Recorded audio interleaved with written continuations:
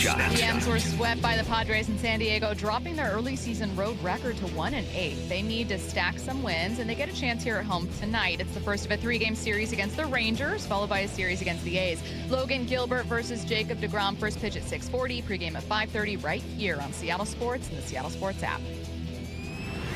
Snapshot, brought to you by Miller Lite. When it's game time, it's Miller time. From the Quantum Fiber Studio. This is Bump and Stacy. On Seattle Sports. Streaming through the Seattle Sports app and at seattlesports.com. Now, here are your hosts, Michael Bumpus and Stacy Ross. Here we go now. Everyone's complaining about a Mariners decision, and the Seahawks are less than a week away from the draft. That's the focus of today's show. Curtis Rogers in for Michael Bumpus. Hi, Curtis. Stacey, that was kind of the focus of yesterday's show, too. Guess what? We're running it back.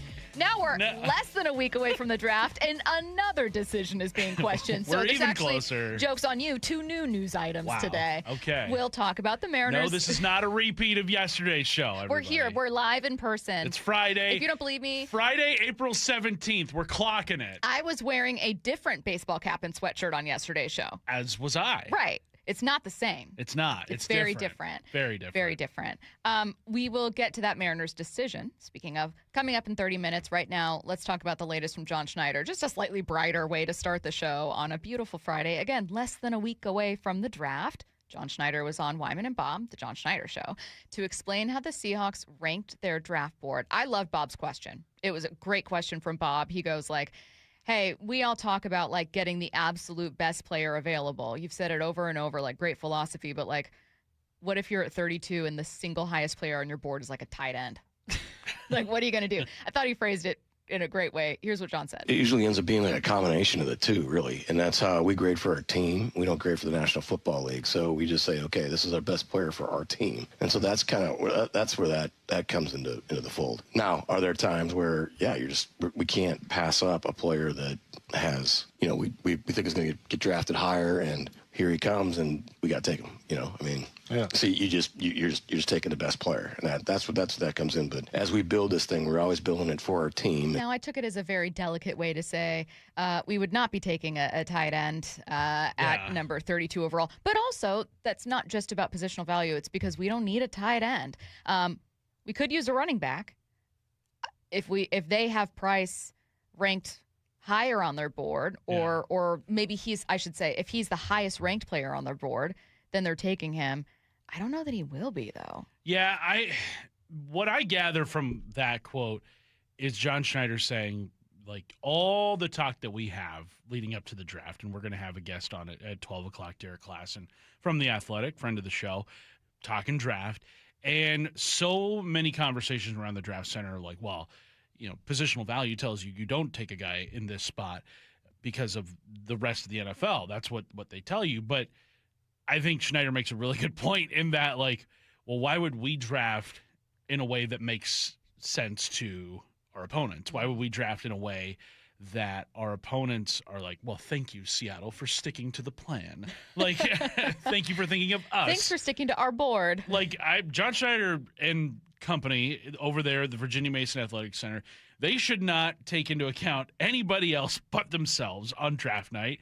And I think they do a really good job of that. Now, obviously, when you're wheeling and dealing with picks, you got to keep, you know, other teams in mind with that. But ultimately, when you are delivering that card to the commissioner, that is what your sole focus should be. It should not be on what anybody says is valuable in that spot. I mean, look, last year, what did the Seahawks do their first 2 picks? They drafted a guard and a safety, 2 positions that people would probably say, I don't know if that's the best spot I would take those guys in.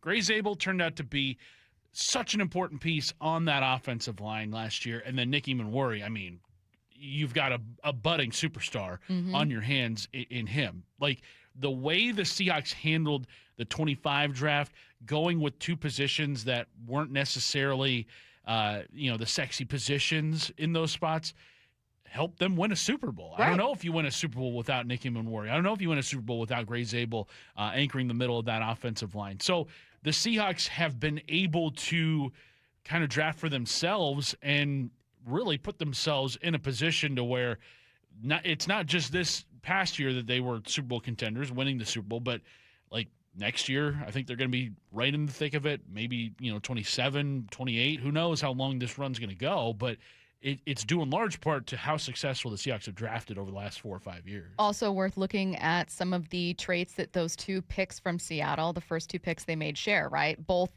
are really, all about football, really athletic, high athletic upside, and really versatile, right? Each team has to consider who's a fit for our scheme, who's a fit for our system, and then who's a fit for need, right? You got to think about like where you might have more shallow position groups. But if there's a running back, but he like doesn't at all fit what you like to do, does it matter as much? Right. Or if there's a running back, but he's got all of these character concerns and seems to not care, like, well, that's not actually right for our team. So I think it's worth expanding, and everyone does this, expanding the view of like, what traits might the Seahawks use to make their board? And we can guess most of it probably correctly because John Schneider shares it very willingly, right? Yeah. Tough, reliable, smart players. There's some other stuff that, we see. Like, look, a lot of their players are incredibly versatile. Yeah. Lots of athletic upside. They're also guys that they love ball. Yeah. High football IQ, high IQ players, good character. Like, there are some clear commonalities and traits shared between a lot of the guys they take. Yeah, and I think you see it in just the most recent draft picks that they've had. I mean, Gray Zabel, you listen to his mic'd up during the Super Bowl. I mean, you could tell that guy just absolutely loves ball, would do anything to get out on the field. I mean, heck, you look at he suffered that injury in the first Rams game of the year. We were all freaking out like, oh my gosh, this guy's going to miss the rest of the season. Doesn't miss a game. Mm-hmm. He was back the next week. Devin Witherspoon plays with just such an unbridled joy when playing the game. One of the best Seahawks in terms of miking up, just the way that he approaches the game. He plays with his hair on fire.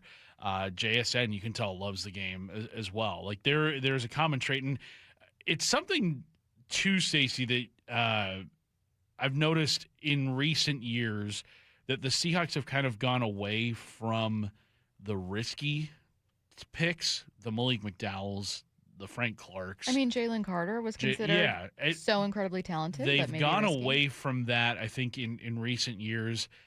I think maybe due in large part to the Malik McDowell pick, where there were a lot of question marks about him. Now, the biggest reason why McDowell did not play down in Seattle, I think, was because of the injury he sustained in that ATV accident. Which you couldn't have predicted. Right.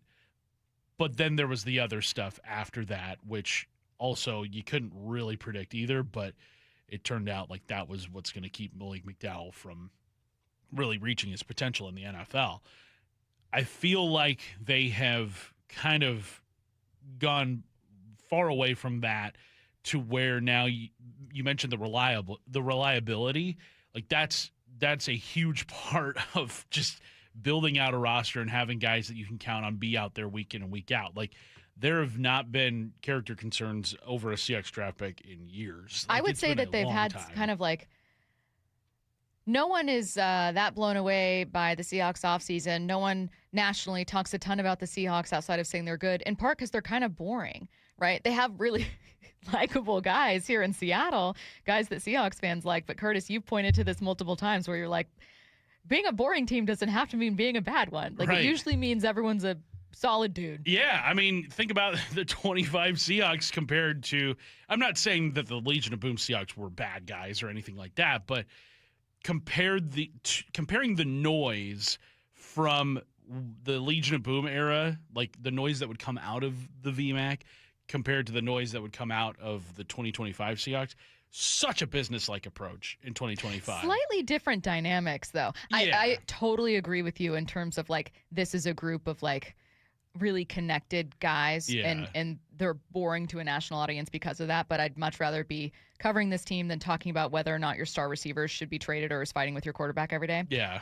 But also, the dynamic is also that everyone gets along. Yeah. The Russell Wilson dynamic was kind of a weird one, where it's like clearly talented, you're clearly a talented team, but the dynamics are a little funky. Yeah. Super Bowl 49 just created a fracture that never went away. So there's all Right. kinds of weird background stuff with that too. I mean, that fracture was starting to appear even before Yes. the end of But Super I think Bowl it just 49. never, ever, ever healed over. Because 2015, Right. they were still deeply talented. They were a top Yeah. 5 team offensively and defensively. Didn't happen. Yeah, and I think, too, one thing that can help John Schneider out is having that knowledge of what a post-Super Bowl run looks like from a GM's perspective. Good point. Because he's already done it once. Not many GMs across the NFL outside of like Brett Veach in Kansas City and Howie Roseman in Philadelphia. Those are really the only two I think going right now that have multiple Super Bowls to their name. And so Schneider can look at what worked, what didn't work, ending the 2014 season, the 2015 Super Bowl, like what worked, what didn't work in the years that followed that. And now you can kind of apply that a little bit more to what we're going to see in 2026. Now, football's very different, just how it's played, even in that decade, ever since then. But I think having that knowledge and having other people in the building that were there too, to kind of help guide this ship to where they want to go, I think this 2026 Seahawks team may even be better equipped to go or to have this run last a little bit longer than the Legion of Boom, just because, I mean, look, Sam Darnold's going to be 29 this season. He's entering his prime years in the NFL. It's an interesting take, though, because I'm like, I think the Legion of Boom did have a pretty long window. Yes. Well, I was going to say four straight seasons of number one defense. the 2013 Super Bowl team was one of the youngest Super Bowl teams, Yeah. many of them on rookie contracts. So in a way, you're looking back and you're like, man, they were so incredibly talented, and Yeah. all of them were, the bulk of them in rookie deals. It is, yes. That was something that definitely separated the Legion of Boom era Seahawks to what it is now. But you look at this group of Seahawks, the best players on this team are guys that are either, probably on their first contract or entering their second contract. JSN, really the only guy that has, Cross and Lucas, they're on their second contract as well. But 3 guys of, a 70-man roster are in that spot. Devin Witherspoon's going to get paid. But then you've also got Byron Murphy, Gray Zabel, Nicky Manwuri, just a lot of dudes that have really played well since getting drafted. I don't know what Derek Hall's future is going to look like in Seattle. I would love to have him here for the long term. He's been a really good player. Zach Charbonnet, he's entering, I think, year 4 this year? Year 3? Year 4? He was 4. a year after Walker. Yeah. So year 4 for him. But I think, too, the Seahawks have done a better job just kind of drafting and restocking the cupboard, because that was another thing, Stacey, that held the Seahawks back from getting back to the Super Bowl after Super Bowl 49, is that their drafting was not good for an extended period of time. Like, you had a few guys here or there, Tyler Lockett, DK Metcalf, but it was usually like one guy a draft rather than multiple starters that we've seen in recent years. No, totally agree. I go back to, I can't remember if LJ Collier and Marquise Blair were the same year, but like there were a few. So. Yeah, I think there it were went Collier, then Blair, right, and then DK. Yeah, there were a few where you got massive contributors, and like if you want to look at the DK pick, you can say that getting that kind of player from a class is worth it in itself, because not only did you get so much from him, including what was at the time the franchise record in single season receiving yards, you were also able to trade him, get a second round pick that you packaged with another to get Nicky Manwari. So you were able to still get some kind of return from that pick. You didn't really miss him. It didn't cost you. Yeah. So, but yes, you're absolutely right. Like there were just some misses with the draft. You know what it all makes me think of? Earlier you said that there are only 2 other active GMs that have multiple Super Bowls to their name. And I was just thinking like, man, I think John Schneider's brilliant at his job. But there's no way to be brilliant at your job all the time, because inherent to improving is learning. Right. And inherent to learning is making mistakes. And it's like, man, what if like in some of those classes where you're just having a disappointing season, you would have had a more reactionary owner? And whether it was Paul or Jody, you would have Yeah. fired him and moved on, and you wouldn't have had a chance to see the run that him and his staff, I should say, like Yeah. a big team of people then win on. You know, Right. like, and I'm wondering, like, yeah, there have been some GMs that just made bad decisions and you weren't going to dig your way out of it. But then there are guys where it's like, well, what would have happened if they were given a chance to kind of learn from that? Because John Schneider was given a chance to take steps that I think he would say he wouldn't make again. Mm-hmm. And it didn't end up costing them long term. They got back to a Super Bowl. Right. I think that we talk about, the pending sale of the team, but you look at just kind of the lack of turnover under the Allen family. Like, Paul Allen's first big hire was Mike Holmgren. And then you look at just, they haven't had many head coaches since. It went from Holmgren to that 1 year of Jim Mora. And, they were quick to pull the plug on that because they're like, yeah, this isn't even working. Mm-hmm. Holmgren, Carroll, McDonald in succession. Those are the three best coaches in franchise history. Yeah. I'm not counting Jim Mora in that run. Sorry, Jim. I think you should. But, they've been able to go from one all-time great coach to another all-time great to one who is off to the best start you could possibly have in your coaching career. And you mentioned just the stability in the front office as well, with Schneider having been here for all of Pete and now McDonald. It's rare in the NFL. Mm-hmm. You look at, teams like Cleveland, teams like Miami, teams like, the Jets, where they're just going through GMs and head coaches year after year after year. It's rare to see that kind of patience anymore in any sport, especially in the NFL. I don't totally know how we got here, but I liked it. We're here. I liked this conversation. Yeah. Let's get to headline rewrites. Extra, extra, Headline rewrites. We must make headlines. The real story behind the headlines in today's news. Powered by Bay Alarm Security Services. With Bump and Stacy. Headline number one, the Mariners are back in Seattle to open up a homestand with back-to-back series against AL West opponents, starting with the Rangers tonight. What's the real headline? And we are begging them to drop the shovel.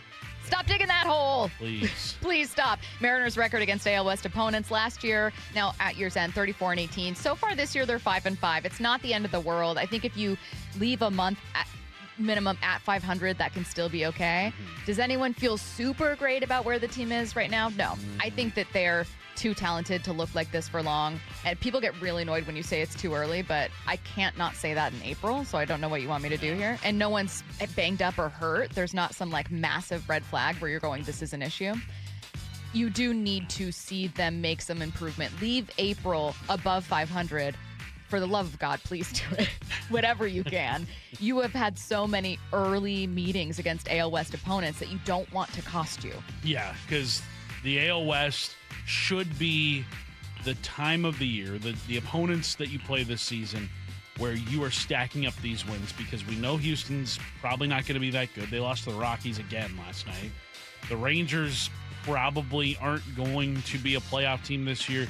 The A's have a good offense, but that pitching still is very shaky, and the Angels are the Angels. You've got to have a record, I think, similar to what you had last year, because your talent is so much better than what your opponents are throwing at you inside the division.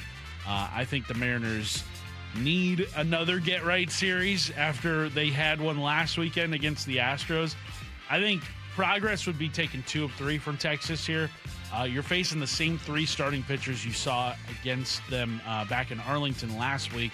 So it's familiar arms you're facing. Unfortunately, those arms are really good. Mm-hmm. Those are the 3 best pitchers the Rangers have. But I think anything less than a series victory would be a disappointment. Headline rewrites. Headline number 2, Barstool Sports issued a retraction of their tweet yesterday making fun of Mariners broadcaster Angie Mentink. What's the real headline? The irony of Barstool making fun of the future of journalism and then not taking 2 minutes to Google, it's not lost on us. Yeah. The apology, borderline apology, wasn't really an apology. They said, we deleted a prior post of a viral video making light of a reporter seemingly using AI to come up with a question at a press conference. At the time of posting, we didn't realize this reporter was recovering from a stroke. In light of that, we decided to delete it. Shouldn't have posted it in the first place. You're the reason it went viral. Didn't say sorry. And shame on the person who originally posted it. We complained about it yesterday. clearly just a thing that he's doing for engagement and rage posting and whatever. It's what And he went Twitter is now. private, by the way. Oh, he did? Yeah, he did not stand on business. There's a word I'm not going to use on air, but I called him that in a text to you. I do want to say one thing. I love listening. I think Angie's great at her job. Mm-hmm. I learn something almost every time I listen to her in the booth. I think that she's wonderful. That is my personal opinion about Angie. You don't have to share that opinion. And some of what I saw in pushback was like, oh, you should be allowed to not like a broadcaster. Totally. But that's not what this is. And I don't think you should paint it this way, because if the energy you're using to complain about a female broadcaster you don't like is like infinitely more than you use for anyone else, I think you should question why it's so triggering to you. You know what I mean? Like there's something deeper. Yeah, that's what there are some broadcasters or voices where I'm like, this guy, or like, oh, this person, but I just don't care. Let me tell you what. Get quietly annoyed. If you just spend 10 minutes with Angie, you know that she is one of the She's a ball best knower. people. Ball knower for sure, but also one of the nicest people you'll come across in this industry. I thought it was really cool to see the amount of support for her, not just from Mariners fans, but also from members of the media, because we see how hard each other works, and we respect that. And obviously, Angie she's held it down on the Mariners broadcast for almost 30 years now. I'm not saying Angie does this. I don't think she does. But when you know that you're being heavily critiqued and that everything you say is like fine-tooth comb, people will complain about it no matter what. If you are, like, I remember when I was still very early in my broadcasting career and that was happening a lot, you aren't then yourself. Again, I don't think Angie does this, but I'm saying in general, like, if you find that you're putting a lot of pressure on someone, like, it's possible for broadcasters to feel that pressure too. The pressure to make everyone happy, and the pressure if they feel that they're being kind of like unevenly scrutinized, and then you're not like the best version. I don't want to make that sound like Angie. I'm thinking of myself in that case. And also, don't film over people's shoulders. Yeah, you weirdo. That's weird. You creep. There's no way that guy wants his phone public. Nah. What a loser. We don't say loser enough. You guys know how good it feels to say loser? I need someone else to do something so I can call him. Just say it. Well, yeah. Just say it one time. Just say it. What a loser. What a loser. It feels good. We don't use it enough. What's Headline rewrites. Headline 3, Chiefs GM Brett Veach spoke with reporters this week, said he's expecting an entertaining first night of the draft, and adds there will probably be a lot of trades. What's the real headline? Does he know something about Seattle we don't? Brett. Okay. Spill, girly pop. I would be more than okay to see some fireworks round one. I think that will spice up the draft more than just the actual picks rolling in, because, I got to be honest, this class, not the most thrilling class I've ever seen. There's not cool quarterbacks. Right, exactly. There isn't a whole lot of star power in this one. And then once you get past about the top 10, then it's kind of like, all right, I've heard of that guy. I haven't heard of that guy. Yeah. Heard that guy. Yeah, 24 was more of like a, who's going to take this guy? Where's he's going to go? Or where he's going to go? It's crazy to think that, like, what was it, the 23 draft is when they got Witherspoon and JSN? The fact that JSN fell to pick 20? Like, that's ridiculous. It just goes to show how much star power was in that draft, too, because that was the one with Jalen Carter and Devin Witherspoon. And, this draft, though, it's very... It's for the ball knowers. We've got a lot of questions, and we're going to talk to a ball knower. Coming up at noon, the Athletics' Derrik Klassen's joining us to preview the draft. You're listening to Bump and Stacy on Seattle Sports and the Seattle Sports app. Curtis Rogers in for Michael Bumpus. Coming up, there's one thing everyone was talking about last night. That's next. You can stream every pitch of every inning of every game all season long. Oh, and it's completely free. It's a tremendous catch. Only on the Seattle Sports app. That's right. The free Seattle Sports app puts every single Mariners game right in the palm of your hand. On a platter, come and get it. One app, every game.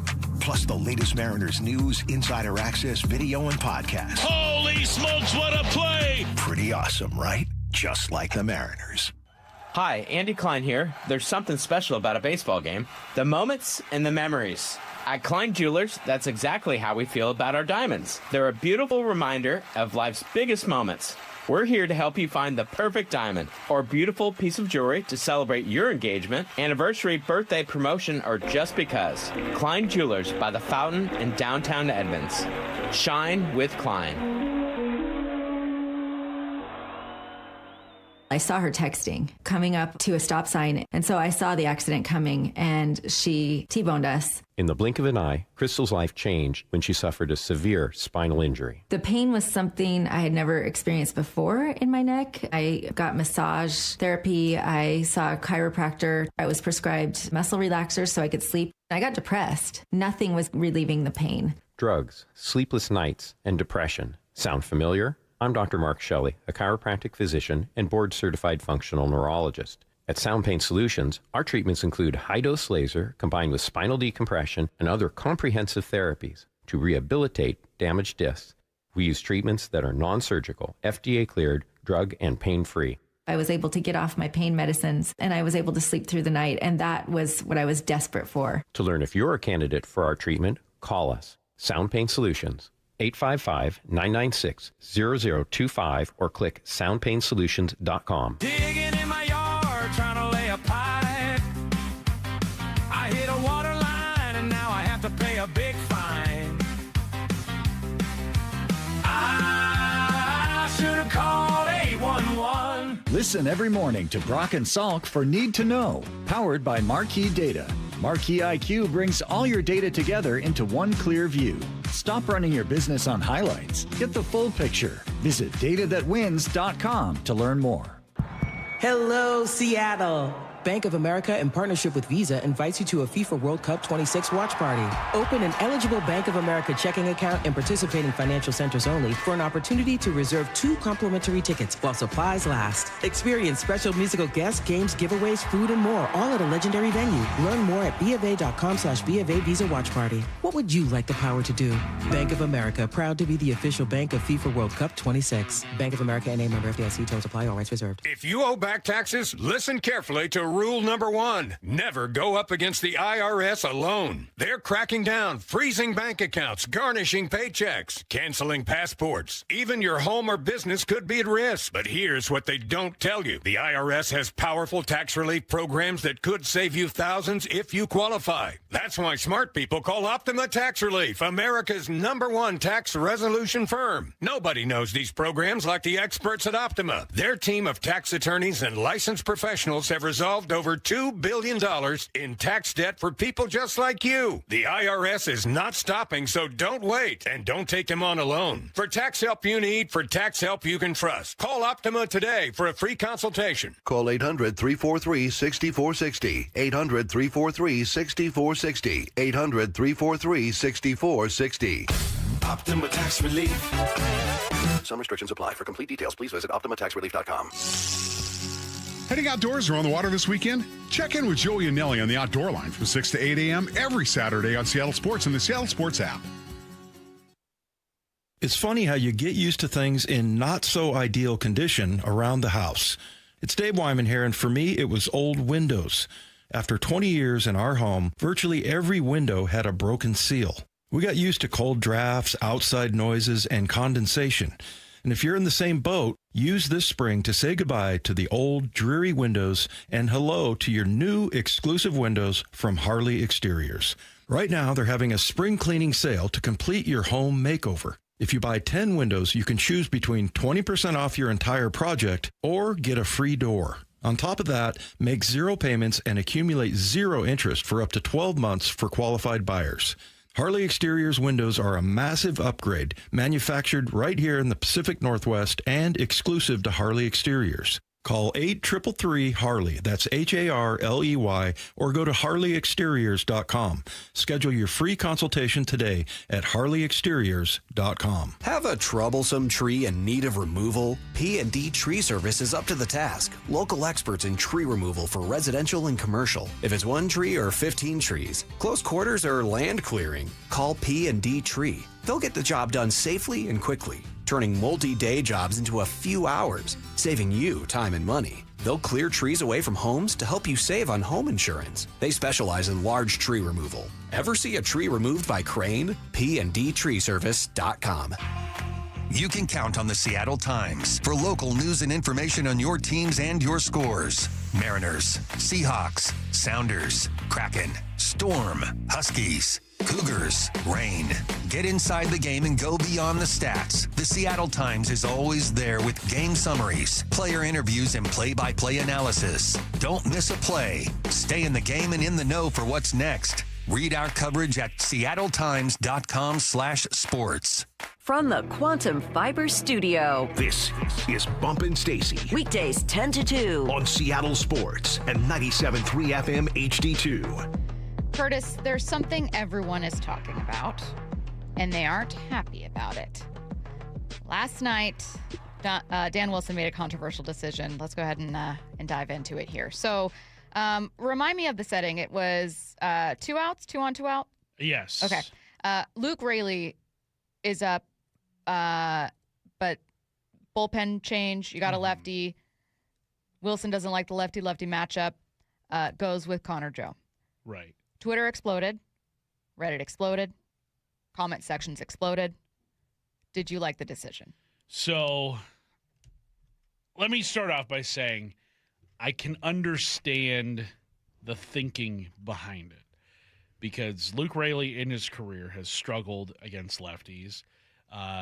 The Padres reliever that was in Morion, I think is his last name, how to pronounce it. It looks like Morjon. Right. Morion. He has been one of the very best relievers in baseball. Yeah, he had heat. Full stop. Even though he has a 7.71 ERA this year.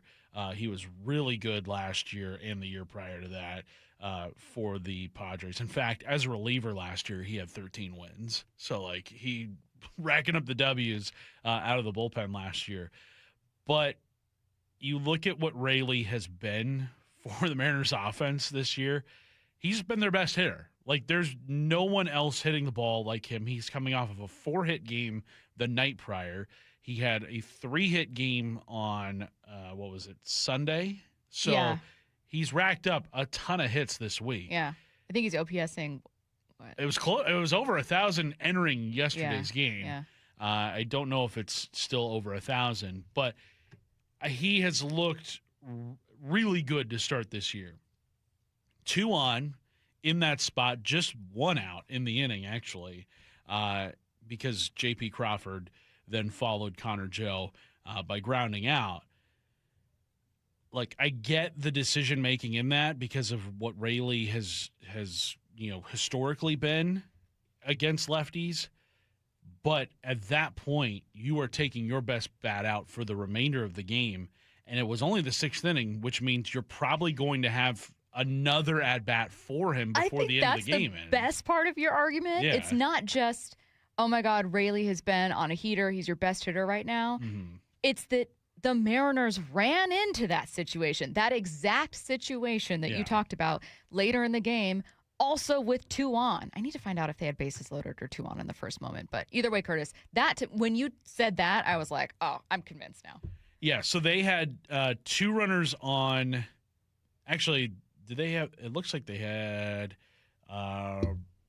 bases loaded, actually. Okay, it's bases loaded with Luke Raley because you had Cal on third.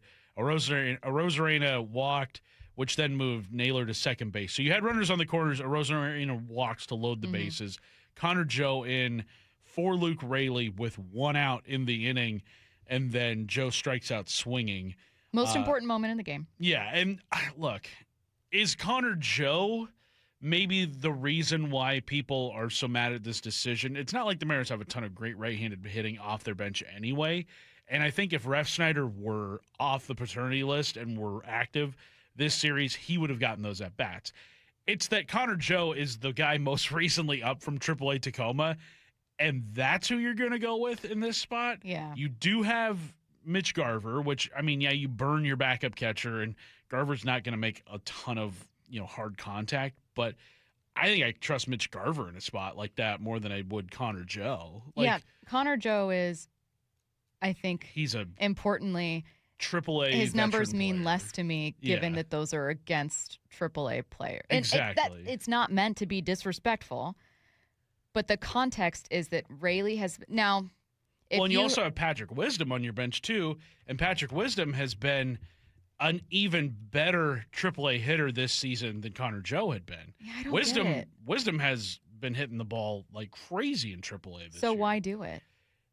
Not why go to the right, clearly, but like why then go Connor Joe over Wisdom? Is there some kind of like roster thing I don't understand? I don't understand why they went to Joe in that spot. I think I would have gone to Garver or Wisdom ahead of Connor Joe in that spot. Maybe they thought Joe had a better chance of just putting bat on ball, but clearly he didn't. He struck out. Yeah. I think the question is, it is not, it has to be within the context of the guys you have off the bench.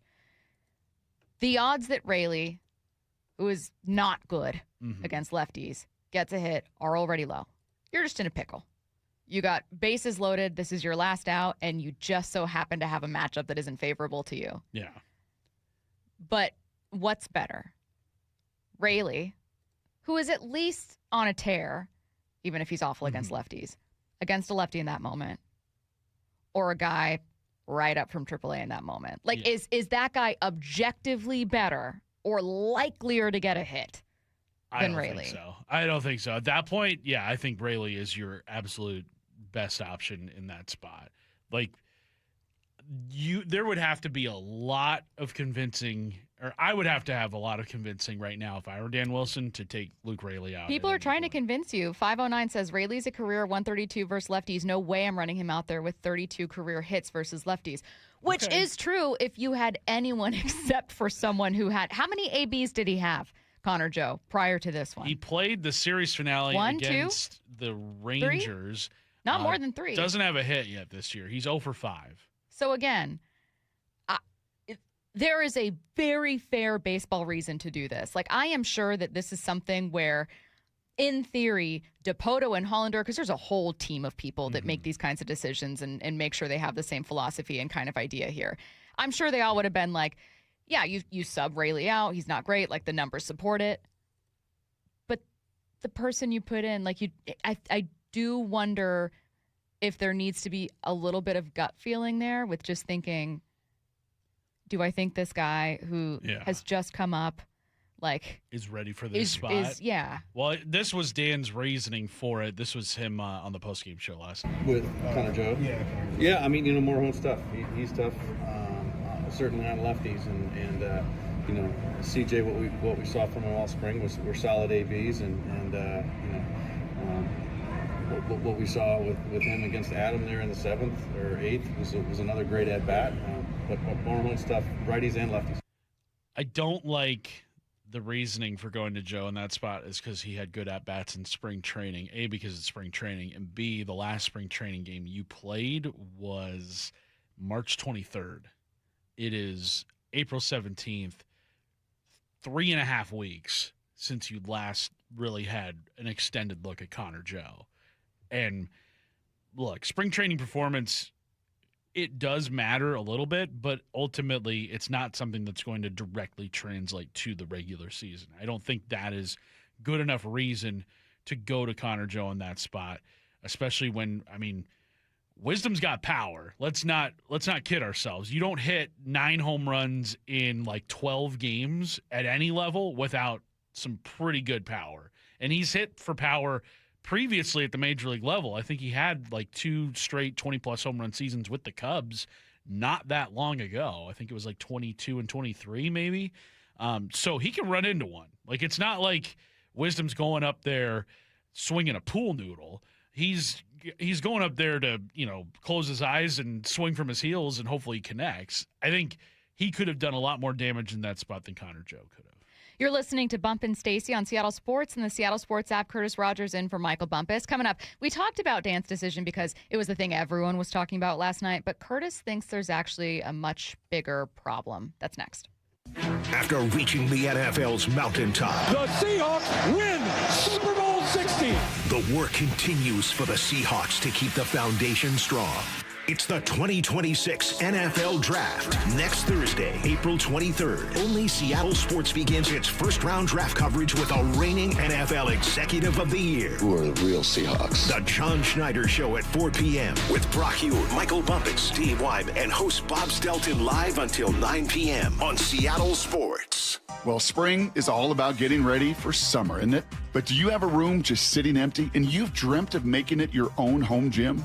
Hey, Brock Heward here, and working out in your own home, well, it is the best. We've been doing so for years, and you can allow Top Fitness to create your own home gym. Simply give them your room dimensions, and they'll do the rest. A complete fitness room design. It's no secret why everyone, from personal trainers to pro athletes, love Top Fitness. Top Fitness represents the very best brands in fitness, like Precor, Inspire Fitness, along with many others. They also have everything from flooring to weights that go in a home gym. And right now, get spring special financing with 0% interest for 12 months, plus mention me and receive an $150 credit towards any purchase over $1,000. Spring is here to get you in the best shape, so go get into Top Fitness with locations in Tukwila, Linwood, and Bellevue, or simply visit topfitness.com for more info. That's Top Fitness, your best place for home fitness equipment. This is the story of the one. As a procurement manager for a hospital system, she keeps every facility in her network stocked and ready. That's why she counts on Grainger to be her single source for thousands of products, from disinfectants to lighting, air filters, and more. And with fast, dependable delivery, Grainger helps her keep every facility stocked, safe, and running smoothly. Call 1-800-GRAINGER, click Grainger.com, or just stop by. Grainger, for the ones who get it done. Help DEA keep our communities safe and healthy by participating in National Prescription Drug Take-Back Day, Saturday, April 25th. Take action right in your own home by cleaning out your medicine cabinet of unneeded medications. Keep them safe, clean them out, take them back. Find a collection site near you at DEATakeback.com. Do your part to lower overdose deaths and prevent prescription drug misuse before it starts. That's DEATakeback.com. So, how's your research going? Surprising! After I figured out the top-rated TVs in our price range, I went shopping for deals. And who's the best? It wasn't the internet, and it wasn't the warehouse club. But? It was video only. They had better deals on the Samsung, LG, and the Sony TVs that got the highest scores. Better than online and at the club? I know! Video only beat them all. And now we can afford an even better model for the same price. My research really paid off. If we buy it video only. Exactly. Otherwise, we'll be sorry. At Video Only, you won't find huge stores with refrigerators or microwaves, but you will find the best deals on top-rated TVs, soundbars, and monitors. Shop around. Just make sure you visit Video Only, because if you don't, you'll be sorry. In South Center, Bellevue, Linwood, Federal Way, and Tacoma, Video Only. Spring is here, Seattle, and now is the smartest time to replace your roof.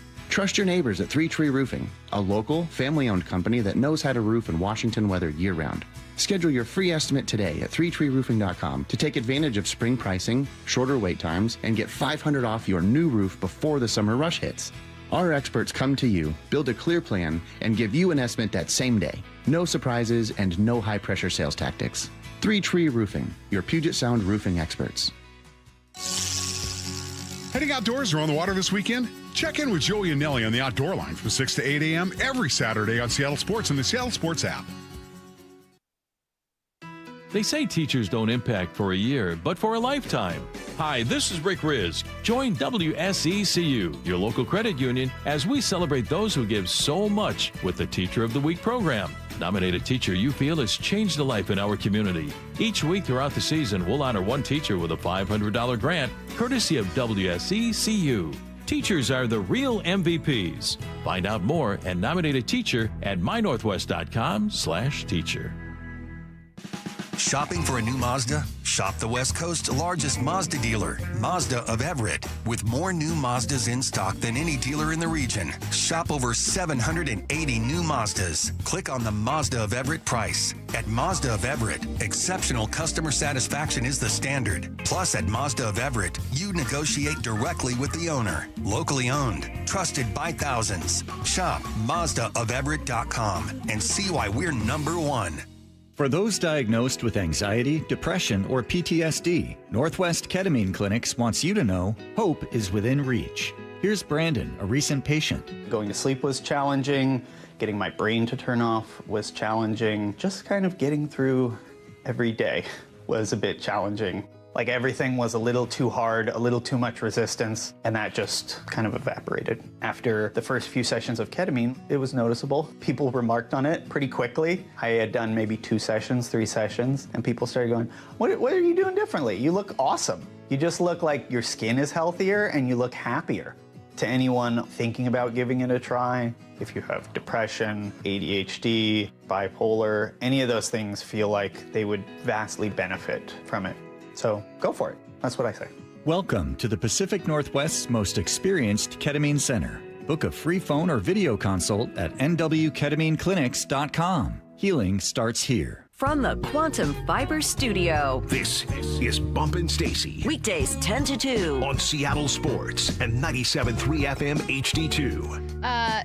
Seattle Times reporter Adam Jude joining us at 11. We got a couple Mariners questions for him. And then we are going to focus in on the draft. Don't worry if you're waiting for Seahawks draft talk. Coming up at noon, the Athletics' Derrik Klassen joins us. We're going to take a look around the NFL at 12:30, so don't worry, we got you covered. Right now, though, we spent a good chunk of our last segment, in fact, the entirety of the last segment, talking about Dan Wilson's decision to pinch hit Connor Joe for Luke Raley. And that was by far, I think, Curtis, the number one thing that a lot of people were talking about in last night's game, including myself. I immediately texted you guys about it. We were all debating like whether or not we would do the same, if it was a good call. But you thought that there was something a little more important and perhaps even a bigger issue. Yeah, and I think it's the guy who was last night's starting pitcher. Now, the runs that he gave up were concentrated to just the one inning in that second inning, but it was still a 4 spot. Only one of those runs was earned because of the throwing error. I've always felt like if it's the pitcher with the error, those runs should be earned because it's the pitcher's fault. Mm-hmm. Not trying to pile on Luis Castillo. But that's just math. That's just a scoring quirk that I've had a one of those bone things. To pick with. Yeah, while I have a minute, had to get that off my chest. Rob Manfred, if I could get your ear for a second. Excuse me, Commissioner Manfred, lend me your ear right now. But I'm looking at Luis Castillo's numbers, and that first start against the Yankees was tremendous. 6 innings, 3 hits, no runs, 7 strikeouts against an offense too, like the Yankees. Like that's great. Not small potatoes. But that's what people say, right? Sure, we'll say that. I think that's a saying. It is now. But since then, 3 2/3, 4 runs, 3 earned against the Angels, 3 1/3, 7 earned against the Astros. 5 1/3, 4 runs given up last night to the Padres. Only one of those earned. 3 walks, so the command wasn't all there. Was his second longest start of the season, pitched into the 6th inning. But, again, the 4 early runs put the Mariners in a hole they couldn't dig themselves out of. And then, if you want to go a little further back into the time machine, Luis Castillo's final start of the 2025 postseason, Game 4, against the Blue Jays, 2 1/3, 5 hits, 3 runs, all earned. Did not make it out of the 3rd inning in that one in an 8-2 loss to the Blue Jays. So what I'm getting at is 4 of the last 5 times we've seen Luis Castillo take the mound, he just hasn't had it. He hasn't had it in the way that we have kind of come to expect from Luis Castillo, and that does make me a little concerned, not a little concerned, a lot concerned about what we are going to expect from him going forward, because the thing is with Castillo is we just haven't had to worry about him at all in his time here in Seattle. He has been durable, reliable. He has been at the top of your rotation. Lived up to his nickname. Exactly. He has been an opening day starter in the past. And now all of a sudden, 4 of his last 5 starts dating back to last postseason, it has not looked good. And so now I'm kind of wondering, okay, do we have a situation on our hands here? If he can't get right, what does this rotation look like going forward? Do you mind if I interrupt you so that I can steal that question for you? Okay. Thank you so much. So what do you do? Because I was getting ready to ask you, and I simply need to at least hear my own voice once during this segment, but you have more important things to say. So what does that mean? Because if it was I can understand the thing, but if it was Kirby struggling, I'll just wait it out. It's not like Luis Castillo is. He's your oldest, but he's not old. So, like, what do you do? Right. I think you can't move Hancock out of the rotation right now. I think his importance to the rotation is among the highest, especially because he has been on such a hot streak here to start the year. I've kind of wondered myself, like, do they kind of tinker with maybe one of their starters coming out of the bullpen? I just don't really see that being a possibility. I think potentially you could move Castillo maybe to the injured list once Bryce Miller is ready, and then you kind of delay that decision for a couple of weeks. Now, we don't know if Luis Castillo is hurt or not, but that's never stopped a Major League Baseball team from putting somebody on the IL over the course of the history of baseball. That's happened all the time. The other tricky thing is you can't really just move Castillo because you have got a $24 million contract here in 2026 and a $24 million contract in 2027. Now, one thing that he did have in his favor that he no longer does, he does not have that no trade clause anymore. So the Mariners could move him to any team without getting prior approval from him. But who's going to absorb that salary with the run, or not really run, but the poor starts that he has put up here to start this season and then also to end last season? It's a really hard spot to be in because I hope this is just kind of like, a bad luck run that he's on and then he figures it out, because he's been one of my favorite Mariners, especially over the last, 3 or 4 seasons dating back to the end of 2022. I mean, he has been everything the Mariners could have hoped for. One of the best trades in franchise history, I would say, especially considering how little they ended up giving up for him and how important he has been during what has been the most consistent success in franchise history. But it has been a really tough go of it to watch his starts in the early portion of the season. And right now, I mean, I know Bob Stelton brought up the question on Wyman and Bob, like, what if this is just who Luis Castillo is going forward? You can't really have him in your rotation. John Morosi spoke about his concerns with Castillo, too. I think that it's possible that age is catching up to him. I also think he's young enough and talented enough that he can still figure it out. He needs to be a good 4th or 5th starter. That's the goal for him. I know that, I'm sure in his own mind he still feels like he's an ace and an opening day pitcher, but the reality is he just needs to give them quality, because looking at what the rest of the group is offering, it's one of the best in all of Major League Baseball.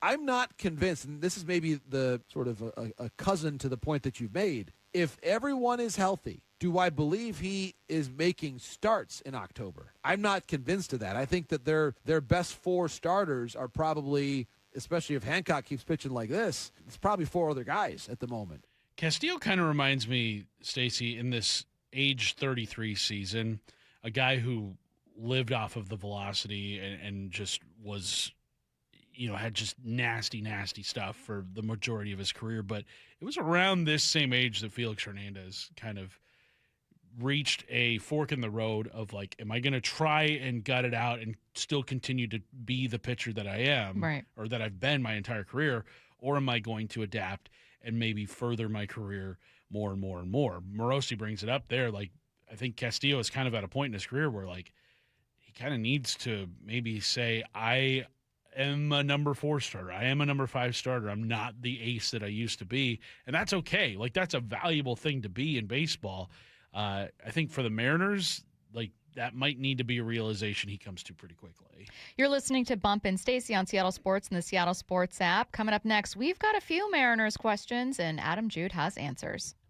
You can stream every pitch of every inning of every game all season long. Oh, and it's completely free. It's a tremendous catch. Only on the Seattle Sports app. That's right. The free Seattle Sports app puts every single Mariners game right in the palm of your hand. On a platter, come and get it. One app, every game. Plus the latest Mariners news, insider access, video, and podcasts. Holy smokes, what a play. Pretty awesome, right? Just like the Mariners. I had pain. I had numbness in my feet. That pain and that numbness just got worse and worse and worse as time went on. This is Greg describing life with neuropathy. I went to 5 podiatrists, tried different treatments, tried different orthotics, tried different shoes, had cortisone shots in the tops and the bottoms of my feet. It's all neurologists. All my medical doctors said, can't help you. Live with the pain. You're not going to be able to sleep. This is your life. And then I just gave up until I found Sound Pain Solutions. I'm Dr. Mark Shelley, a chiropractic physician and board-certified functional neurologist at Sound Pain Solutions. Our neuropathy treatments can rehabilitate damaged nerves. We use FDA-cleared, non-surgical, drug, and pain-free procedures that help neuropathy sufferers like Greg find relief. I feel better. I mean, just feeling better is huge. If you experience numbness, shooting or burning pains, or loss of balance, call us. Sound Pain Solutions, 855-996-0025, or click soundpainsolutions.com. Hour and a half drive here. To have fun here for 8 to 9 hours a day versus if it's the other way around, then I'll take it. Lee Johnson Auto Family, the LJ way. Go big this spring at Chef Store. That means more fresh meat, produce, and supplies for less, so you can focus on what's next. We're open to the public, no membership required. All that and so much more. Chef Store. Shop big, save bigger. Pump up the volume. Business moves fast. Orders roll in, deadlines close in. When you ship with USPS Ground Advantage, you can keep up with confidence. Every package stays in our secure network from dock to door. And with nationwide reach, dependable tracking, and upfront affordable pricing, you get built-in peace of mind. You run the business.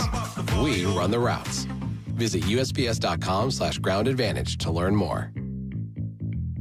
I'm Ed Evans, CEO of Consumer Cellular. No, we're not one of the big guys. Truth is, we don't want to be. If you're over 50, Big Wireless probably has you paying for more data than you might need. You could be throwing away thousands over a lifetime. Our entry-level data plans start at just $20 a month. And for a limited time, switch and get your second month free. Call 1-888-FREEDOM, visit consumercellular.com or a store near you and get your second month free today. Plans include $5 credit for auto pay and e-billing. See site for additional details. Wesley is a truck driver. I drive a truck, and I love what I do. A truck driver with IRS troubles. They told me I owed them $43,000. It got really bad. Quite a few letters in the mail. They were talking about wage garnishment, coming after my house, my car. Yeah, they don't play around. I seriously thought that I was going to lose everything. One sleepless night, Wesley finally made a call to Optima Tax Relief at 2 a.m. Kind of figured I'd get a machine, but I didn't. I actually got to talk to an actual person in the middle of the night. He found just what he was looking for. Oh, they were great people. You need a team of people that know what they're doing. Optima Tax. They know what they're doing. Optima Tax Relief came through with flying colors. I saved an incredible amount of money. Happy don't even come close. I was absolutely overjoyed. Take Wesley's advice. If you're in any kind of trouble with the IRS, call Optima Tax Relief. Don't trust anybody else. Call Optima for a free consultation. Call 800-343-6460. 800-343-6460. 800-343-6460. Optima Tax Relief. Some restrictions apply. For complete details, please visit OptimaTaxRelief.com. Hey, it's Mike Salk here for my friends at Snoqualmie Casino and Hotel. Celebrate Mom with Snoqualmie Casino and Hotel's Mother's Day weekend giveaway. You could win one of 100 designer handbags filled with prizes on Saturday, May 9th and Sunday, May 10th. Don't forget to book a stay at the new hotel. It's awesome. Elevate your next getaway by combining effortless style with the utmost in relaxation. Head to snocasino.com for details. It is Seattle's closest Snoqualmie Casino and Hotel. Please game responsibly. So what are you reading? I'm checking out the ratings on the new TVs, and it looks like Samsung, LG, and Sony got the best scores. Just like last year. What about those new high dynamic range TVs? They got the highest scores of all, but their prices are really high. Did you check online? Yeah, their prices were about the same. Well, there's one place where we can get a hot deal on those top-rated models. Where? At Video Only. only. Check out the ratings on TV stores. I see. Video only scored better than the others. So if you want the best deal on the best TVs, then we should take our TV ratings and head over to top-rated video only. At Video Only, you won't find huge stores with refrigerators or microwaves, but you will find the best deals on top-rated TVs, soundbars, and monitors. Shop around. Just make sure you visit Video Only, because if you don't, You'll be sorry. In South Center, Bellevue, Linwood, Federal Way, and Tacoma, Video Only. Let's go! This is Seattle Sports. Streaming through the Seattle Sports app. KIRO AM Seattle. KIRO FM HD2 Tacoma. Home of the Seahawks, Mariners, and everything Seattle sports. Seattle Sports Snapshot. The Mariners were swept by the Padres in San Diego, dropping their early season road record to just 1-8. They need to stack some wins. They get a chance here at home tonight. It's the first of a 3-game series against the Rangers, followed by a series against the A's. Logan Gilbert versus Jacob deGrom. First pitch at 6:40. Pregame at 5:30 right here on Seattle Sports and the Seattle Sports app. Snapshot brought to you by Miller Lite. When it's game time, it's Miller time. From the Quantum Fiber Studio, this is Bump and Stacy on Seattle Sports. Streaming through the Seattle Sports app and at seattlesports.com. Now, here are your hosts, Michael Bumpus and Stacy Ross. Here we go now. We have some Mariners questions. Adam Jude has answers. Seattle Times Mariners reporter Adam Jude joining us on the Emerald Queen Casino Sportsbook hotline. Adam, how's it going? I'm doing great. How are you guys doing? We're good. We're going to start with the two conversations we just had, but good to get some insight for Dan Wilson's decision. It was very controversial, and I know that beat reporters are always hesitant to be like, this is what I would do. You just kind of report, well, this is why the decision was made. Did you find yourself, though, I'm going to try to press, agreeing or disagreeing with the move? Yeah, it's obviously a fair question, and when it doesn't work out right, it's even more reasonable to second guess it, and that's just the job of a manager, right? You try to make the best decision you can in the moment with the information you have, and I feel like we've seen Dan Wilson evolve over the last year and a half. As a first-time, a new big league manager. I feel like at this time last year he was more willing to kind of go against the book, if you will, and in this case, let a left-hander in Luke Raley face a left-handed pitcher. In this moment last night when it happened, I thought it was a little curious just because of how hot Luke Raley has been. You just look at the day before his first 4-hit game. He's just been absolutely scalding the ball. I thought Dan would have left him in that situation. At the same token, I do think it's justifiable that, you make that move. That's why you have a Connor Joe on the bench, a right-handed bat. He's a veteran. You expect a competitive at bat. And that's what he's there for. That's basically what the book says, right? The book says to hit on 16. It doesn't feel comfortable, but that's what the book says to do. And, you're sort of damned if you do, damned if you don't, if it doesn't work out. Adrian Morejon, the Padres lefty, was one of the best relievers in baseball last year. He is a killer on lefties. So I'm sure that was at the forefront of what Dan was thinking there too, that look, Luke Raley historically has not hit lefties well. It's not a huge sample size, but in his career, he's striking out, I think, over 30% against lefties. And Adrian Morejon, again, was killer on lefties last year. So I think that's ultimately what it comes down to. You're hoping for, a competitive at bat there from Connor Joe, or maybe a sac fly, something to put the ball in play to create some action with the bases loaded there. Obviously, it's not ideal when this guy goes up and it's 3 pitches and he sits down.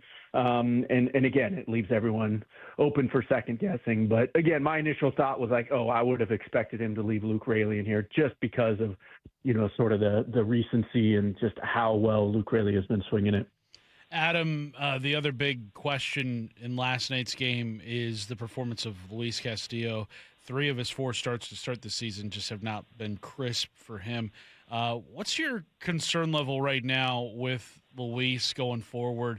Is this just kind of, him working through some early April rust, or is this maybe speaking to something larger going on? Yeah, maybe on a scale of like 0 to 10, if we want to do it that way, I'm probably at like a 6.5 with Luis. Alarm bells aren't going off. It's only been a few starts. And again, it wasn't that long ago. He just absolutely dominated that Yankees lineup in his first start of the season here. So no doubt about it. I think Luis Castillo historically is going to be better pitching at T-Mobile Park. His last couple starts in Seattle certainly weren't great, but I don't think the Mariners are right now too concerned about Luis Castillo. I do think, it's going to be an interesting question coming up here in the next few weeks when Bryce Miller is ready to come back. What are they going to do there? I don't have any real insight yet. I don't think that's a question the Mariners front office and the coaching staff is really ready to tackle right now. They're obviously going to let Bryce Miller gradually work his way back, build up his arm strength. We're expecting an update on that from Justin Hollander, the GM, later today. And I think Bryce Miller might even be back in town. I think there was some expectation he'd be back and seeing everybody, working with the Mariners training staff to kind of get an update and maybe throw a bullpen or two with the big league club here in Seattle before he goes out on a potential rehab assignment. But yeah, I do think it's fair to wonder, if Luis Castillo keeps this up, if he's not able to go deep in games, if he's getting hit around like this, he's not throwing enough strikes. I do think it's a fair question to ask. Is he the guy that's going to kind of get nudged out of this rotation just because of how well Emerson Hancock is pitching right now? But I will say I think it's far too early to panic, and it's far too early to make any reasonable, conclusion on that right now. We've been doing a lot of talking for weeks now, for obvious reasons, about kind of three big bats, right? With Cal, Julio, and Naylor. I've liked some of what I've seen at times from these three lately, and I think, for me, it feels like Julio, shockingly, could be on the verge of figuring some stuff out. I don't know. Is there one of the three where you think, I like what I've seen lately, and it feels like he could be on the verge of kind of getting into the swing of things? Yeah, I'm with you, Stacey, there. It does feel like Julio's at-bats have been a lot more consistent lately. He's hitting the ball the other way. I think that's a really good sign for Julio, something when he first started working closely with Edgar Martinez a couple years ago. Obviously, that's what Edgar's all about, up the middle, drive the ball away, don't necessarily get out front a ton. When we see Julio getting in trouble, it's swinging at those sliders off the plate, yes, but it's when he's hitting those fastballs, those hittable fastballs, and he's just hitting them right to the shortstop, like a two-hopper to the shortstop. He's hitting them hard usually, but it's still, he's not getting under the ball. He's not driving it with a little more authority, and I think when he recognizes the pitches and is able to stay on them and hit them up the middle and go the other way a little bit, that's when we know Julio is on. And I think we're seeing a lot more consistent signs of that. So I think that's probably the best sign maybe of anything for this Mariners lineup. Yeah, we can talk about Brendan Donovan at the top and Luke Raley and some of the things Cole Young has done at least the first couple weeks. But to me, if you get Julio going a little bit earlier here in the first half of the season, we know how good he is historically, after the All-Star break. But if he can be somewhere closer towards what he is in the second half here earlier in the season, I just think that make a world of difference for everyone else in that lineup around him. Again, Cal too has been a little more consistent. A couple knocks yesterday, one with I think an 0-2 count too and driving in a run, and so we know Cal. We know what Cal is. He's not going to hit 60 home runs again this year. I don't think anyone reasonably expected that, but he's too good of a hitter to kind of stay down where he is right now and flail as much as he has here early in the season. We've seen some encouraging signs from Cal as well. And you get Cal and Julio going, it just takes a lot more pressure off everybody else. And I think once they get going a little more consistently, I think the same thing with Josh Naylor. He's going to kind of relax a little bit. He had that 2-homer game the other day. Beyond that, didn't do a ton in this San Diego series, but I think once he kind of settles in and relaxes a little bit, he's chasing a lot, swinging at those first pitches a lot. He just needs to settle down, not chase hits. You see it sometimes with hitters. They try to get 3 hits with one swing, and that never goes well. So eventually these guys will settle down, and we are seeing some good signs specifically from Julio. Adam, one guy that has looked really good as of late is Logan Gilbert. His last start was the longest he has pitched in a game since opening day 2025, going 7 complete against Houston, I think, was it Sunday. You look at his numbers this year, Adam, the strikeouts are kind of more in line with where he's been at the majority of his career. Last year there was a big spike in that, but his innings went way down. Yes, the injuries piled up for him a year ago, but He wasn't consistently getting past about 5 or 6 innings last year. Is that by design, the strikeout numbers going down this year in hopes of getting the inning total much more back in track with what he's been doing in his career? Yes, it's a good question, Curtis, and a good point. That is something that they've talked about specifically after his first couple starts here this year. Pitch to more contact. It's okay if guys put the ball in play. Of course, those are going to turn into hits every once in a while, but I think the Mariners would much prefer, and I think Logan Gilbert would much prefer what he did last time, getting deep into games versus a 5-inning, 12 strikeout sort of game and handing it over to the bullpen, in the 6th inning. We've seen this version of Logan Gilbert pretty consistently in the first few years of his career. Again, he's got wipeout stuff. I think he has one of the highest strikeout rates, if not the highest strikeout rate in baseball the last year and a half or so, and his splitter is such a big part of that. I mean, when that splitter is on, it is untouchable and it is devastating. We've seen that time and time again, but at the same time, he knows he has that in his back pocket. The hitters know he has it in his back pocket. But if he can hit that, get that slider going a little bit, his fastball is obviously still in the upper 90s. Just put that on the outside corner and get some weak contact and get some efficient innings. And we saw that his last time out, and obviously really encouraging sign for him and the Mariners. And, if there's anyone, not to be worried about that, is going to turn things around, it's Logan Gilbert. He's the opening day starter for the past couple of years for a reason. Had a couple shaky starts there, but this is kind of what I expect to see of Logan Gilbert moving forward. Something sort of in the middle of, he's still going to get a ton of whiffs, still going to get a ton of strikeouts, but I think he's more cognizant and dialed in about trying to pitch to contact a little bit more. Get through, if you can get through innings in, 9, 10, 11, 12 pitches, obviously that's much, much better than, striking out the side on 20, 24 pitches or something like that. So, it's something to watch for tonight, and I thought that was a really encouraging sign, certainly for Logan in his last start. You mentioned in your previous answer, Cal isn't going to hit 60 home runs, and no one can reasonably expect that, which is true. No offense to Cal. I don't think he's listening. But I hear as one reason, a ton and a fair one, he's going to be pitched differently. People are going to study him differently. Mm-hmm. They're going to pitch him differently. What's that actually mean and look like, though? Yeah, great question. And I think he's working through that right now. There are times where he's going to have to be a little more patient, depending on the situation, right? If it's a tie game, and pitchers know that, he can turn things around and he give the Mariners lead with one swing, right? We saw that time and time again last year, particularly late in games. It's really interesting. I am curious to see what that looks like here over the next few weeks and what adjustments Cal will make, because there are times when he has been really patient. He knows what the pitcher's trying to do, which is nibbling a little bit, trying to get Cal to chase, and Cal has been patient. And there are other times where it feels like Cal is geared up and trying to be on the fastball and trying to launch one out of the ballpark, and they kind of pull the rug out from underneath him. So it's easy for me to say from my seat, hey Cal, just be a little more patient. But I thought that might have been his approach coming into the year. Again, coming off such a monster 60 home run season, and no one wanting to let him beat him again. But he's talked about some of that too, and we've talked ad nauseum, it feels like, about the World Baseball Classic and some of the timing being off for those three main guys because of that. And I do think those were real contributing factors for those guys. But, they're 60, 75 at-bats into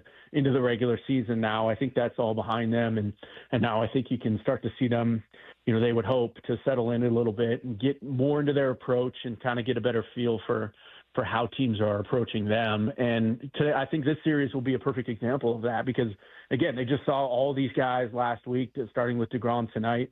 What adjustments are the Rangers going to make approaching Cal and the rest of this lineup? And again, what adjustments is Cal going to make, knowing that he just saw these guys too? So Cal's talked about it. It's just a matter of being on time for that fastball. I know it seems overly simple, but when you're a hitter, you've got to keep things simple. You can't overthink it. If the fastball is there, don't miss it. And if it's not, maybe a little bit more patient approach might be good for Cal here over the short term.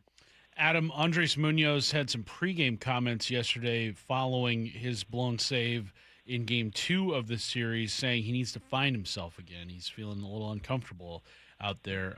What have you made of his performance here in the season's early goings, and how does he get back to feeling like his old self?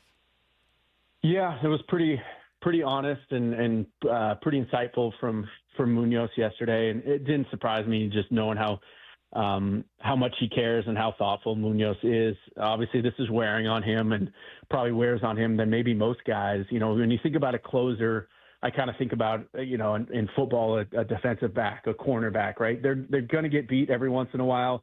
You know, wide receivers are really good out there too. You're going to allow a touchdown every now and then, and the closers going to allow, you know, blow a save and allow a home run or whatever every now and then too. The trick is, you know, being able to flush it and move on as fast as possible. And for some reason, you know, I think that's a little tougher for Munoz just because he is so thoughtful and he cares so much and he feels like he let the team down and all that. So I think he's wearing it a little bit more than most. And I think that was sort of reflected in his comments yesterday as well. But, you know, he specifically pointed to his slider.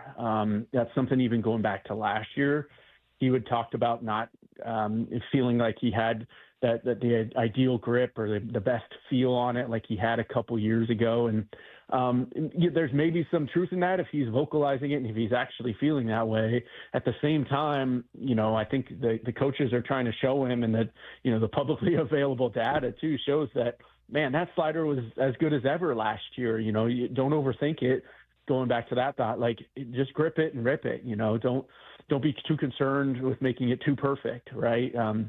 Andres Munoz average slider, is better than just about every other slider in baseball. So there's times where I feel like he's maybe trying a little too hard and trying to be too good and too perfect with that slider in particular, because again, even an average slider for Andres Munoz is going to get the job done most of the time.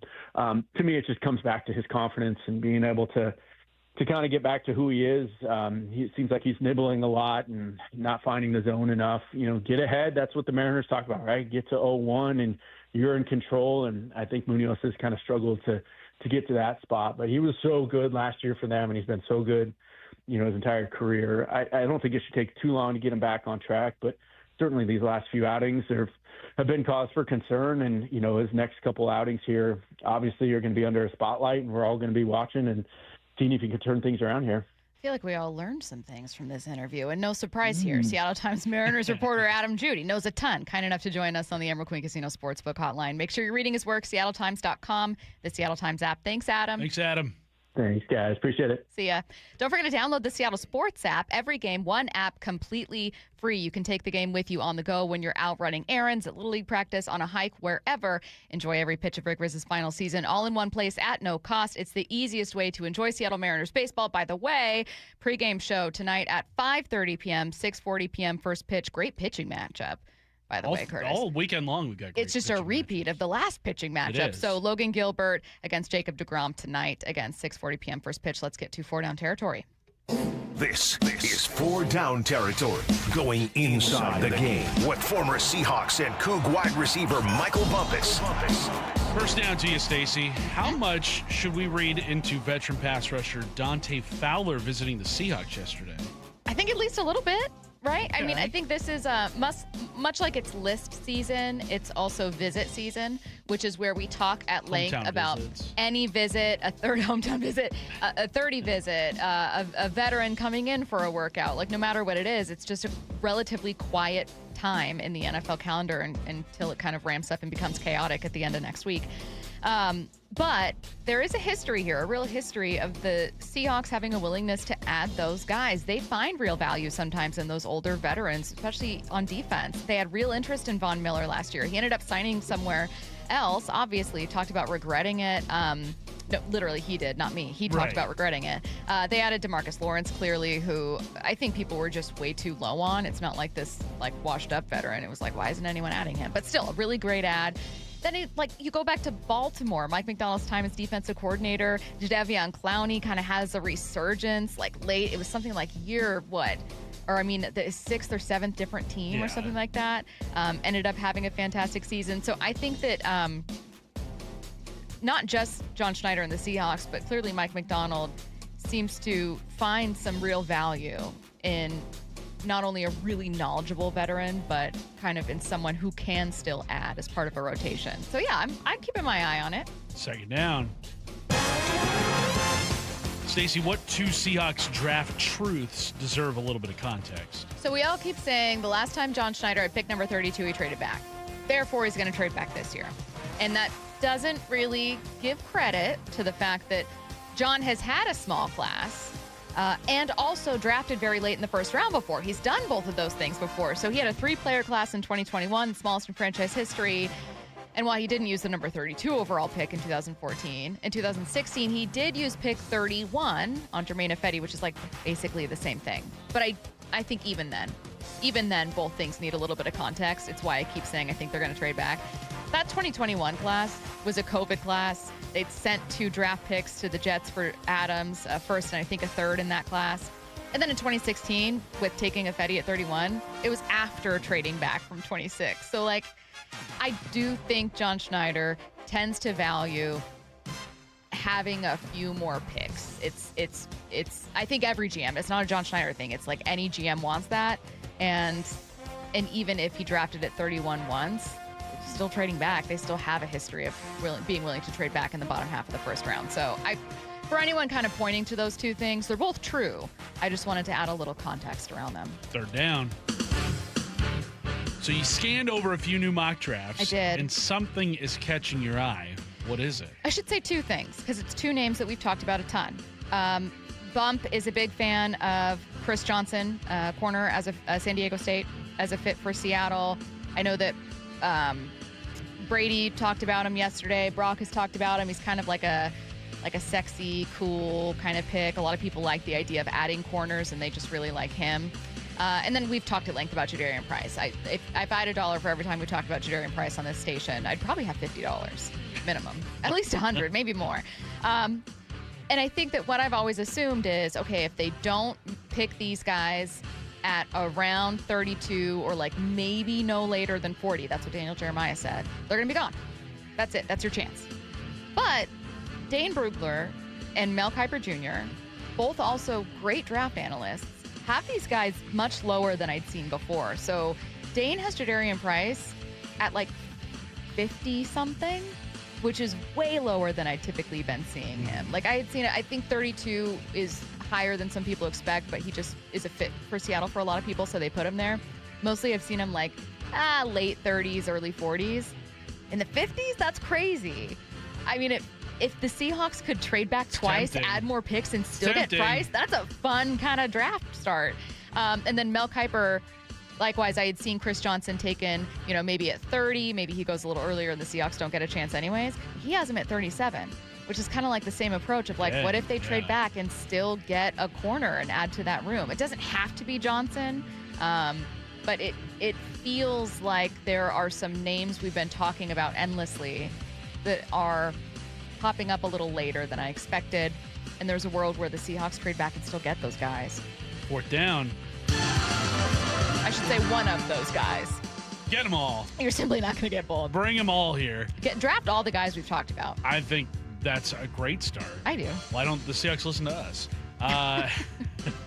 Stacey, a surprising story coming out on Jacoby Brissett, Cardinals quarterback. What's going on? So from Ian Rappaport, he says sources are telling him Jacoby Brissett is not attending phase 1 of the offseason program for the Cardinals. Instead, he's asking for an extension that pays him as the starter. He's set to make just over $9 million in 2026, has only $1.5 million in guaranteed money. Now, that's not like starter salary by any means.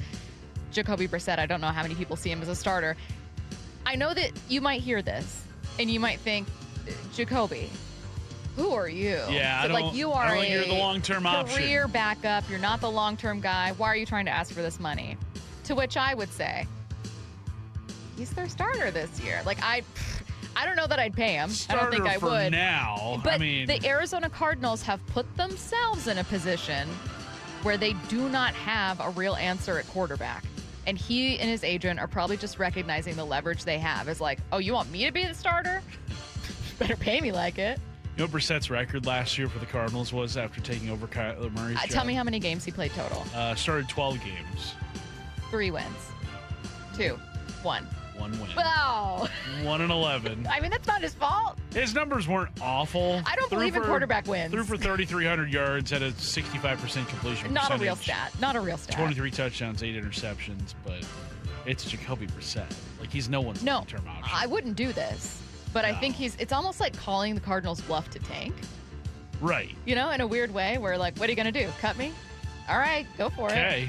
Do it. I mean, I'll get a job with another team. Daniel Jeremiah, he quote tweeted the Rappaport tweet about this, basically saying, like, I don't think it's ever been more obvious that Ty Simpson is going to end up with the Arizona Cardinals. But where? They're not taking him that high, are Probably they? not. They'll probably trade down or try to get back in it. They don't have a Texans pick, I don't think. The Cardinals? No. No. They might. I'm trying to figure out if they have one where they have their second pick. Their first is, I think, like 4 overall. I can't remember where them. 5. Yeah, they're 3. I don't know. It's them, Titans, Jets, somewhere in some order. You're listening to Bump and Stacy on Seattle Sports and the Seattle Sports app. Curtis Rogers in for Bump. Coming up in the timeline, a big concern about JSN coming into the league, if you guys remember, was this hamstring injury that forced him to miss most of his final season. Turns out there was a surprising reason behind it. You can stream every pitch of every inning of every game all season long. Oh, and it's completely free. It's a tremendous catch. Only on the Seattle Sports app. That's right. The free Seattle Sports app puts every single Mariners game right in the palm of your hand. On a platter, come and get it. One app, every game. Plus the latest Mariners news, insider access, video, and podcast. Holy smokes, what a play. Pretty awesome, right? Just like the Mariners. When I go to a dealership, I don't want to be pushed into buying something. Sometimes I just want to look around, test drive, check out new features. When I went to Wayscar Ford in Auburn, they got that. There was no pressure. It actually turned out to be a fun experience because they were genuinely excited to show me cool features and newer models. In fact, they only want to sell you a car if you actually want to buy one. But the thing I want most is to be able to trust the person I'm working with. A new car is a huge investment. I have to be honest with you guys. I don't know a ton about cars, but I do know it's the second largest thing next to a house that most people ever buy. So yes, I want to make sure I'm buying from a reputable place. I want a warranty, and I want to make sure I'm covered if for any reason I change my mind. Wayscar Ford has that. A 5-day or 500-mile, no questions asked, 100% money-back guarantee. There's a reason they've been in Auburn for 104 years. Go see them. Wayscar Ford in Auburn. That's wayscarford.com.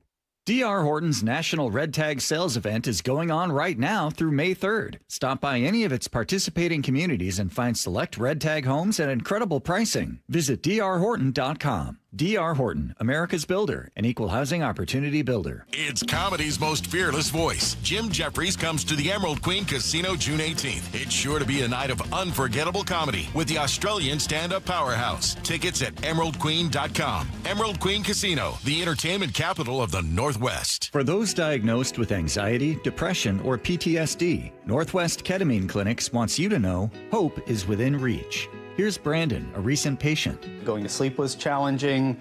Getting my brain to turn off was challenging. Just kind of getting through every day was a bit challenging. Like everything was a little too hard, a little too much resistance, and that just kind of evaporated. After the first few sessions of ketamine, it was noticeable. People remarked on it pretty quickly. I had done maybe 2 sessions, 3 sessions, and people started going, what are you doing differently? You look awesome. You just look like your skin is healthier and you look happier. To anyone thinking about giving it a try, if you have depression, ADHD, bipolar, any of those things feel like they would vastly benefit from it. So go for it. That's what I say.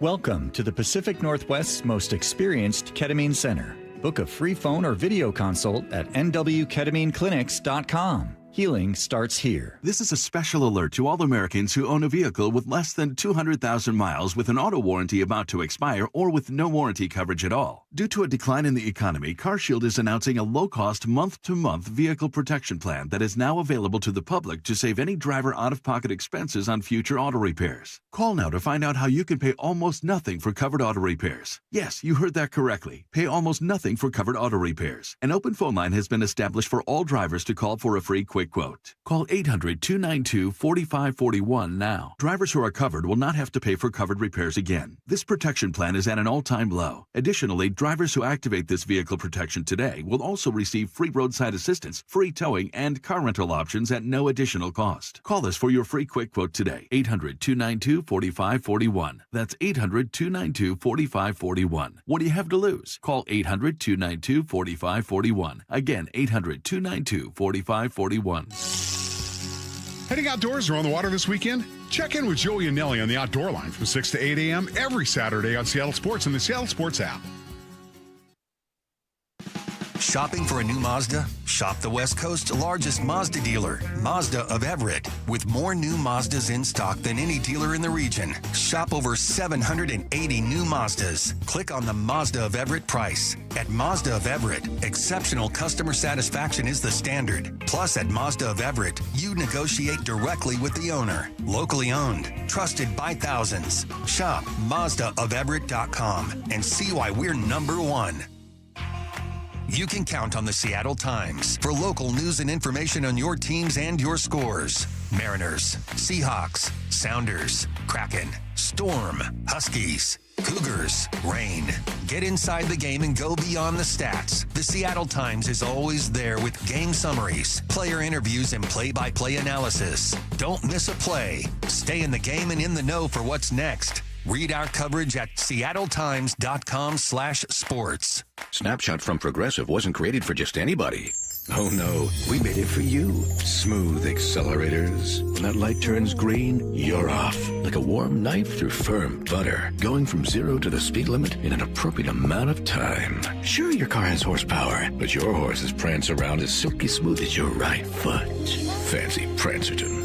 With Snapshot, safe drivers like you get personalized rates based on your driving habits. Sign up today at Progressive.com. Progressive Casualty Insurance Company and Affiliates. Snapshot not available in California or from all agents. I'm Ed Evans, CEO of Consumer Cellular. No, we're not one of the big guys. Truth is, we don't want to be. If you're over 50, Big Wireless probably has you paying for more data than you might need. You could be throwing away thousands over a lifetime. Our entry-level data plans start at just $20 a month. And for a limited time, switch and get your second month free. Call 1-888-FREEDOM, visit consumercellular.com or a store near you and get your second month free today.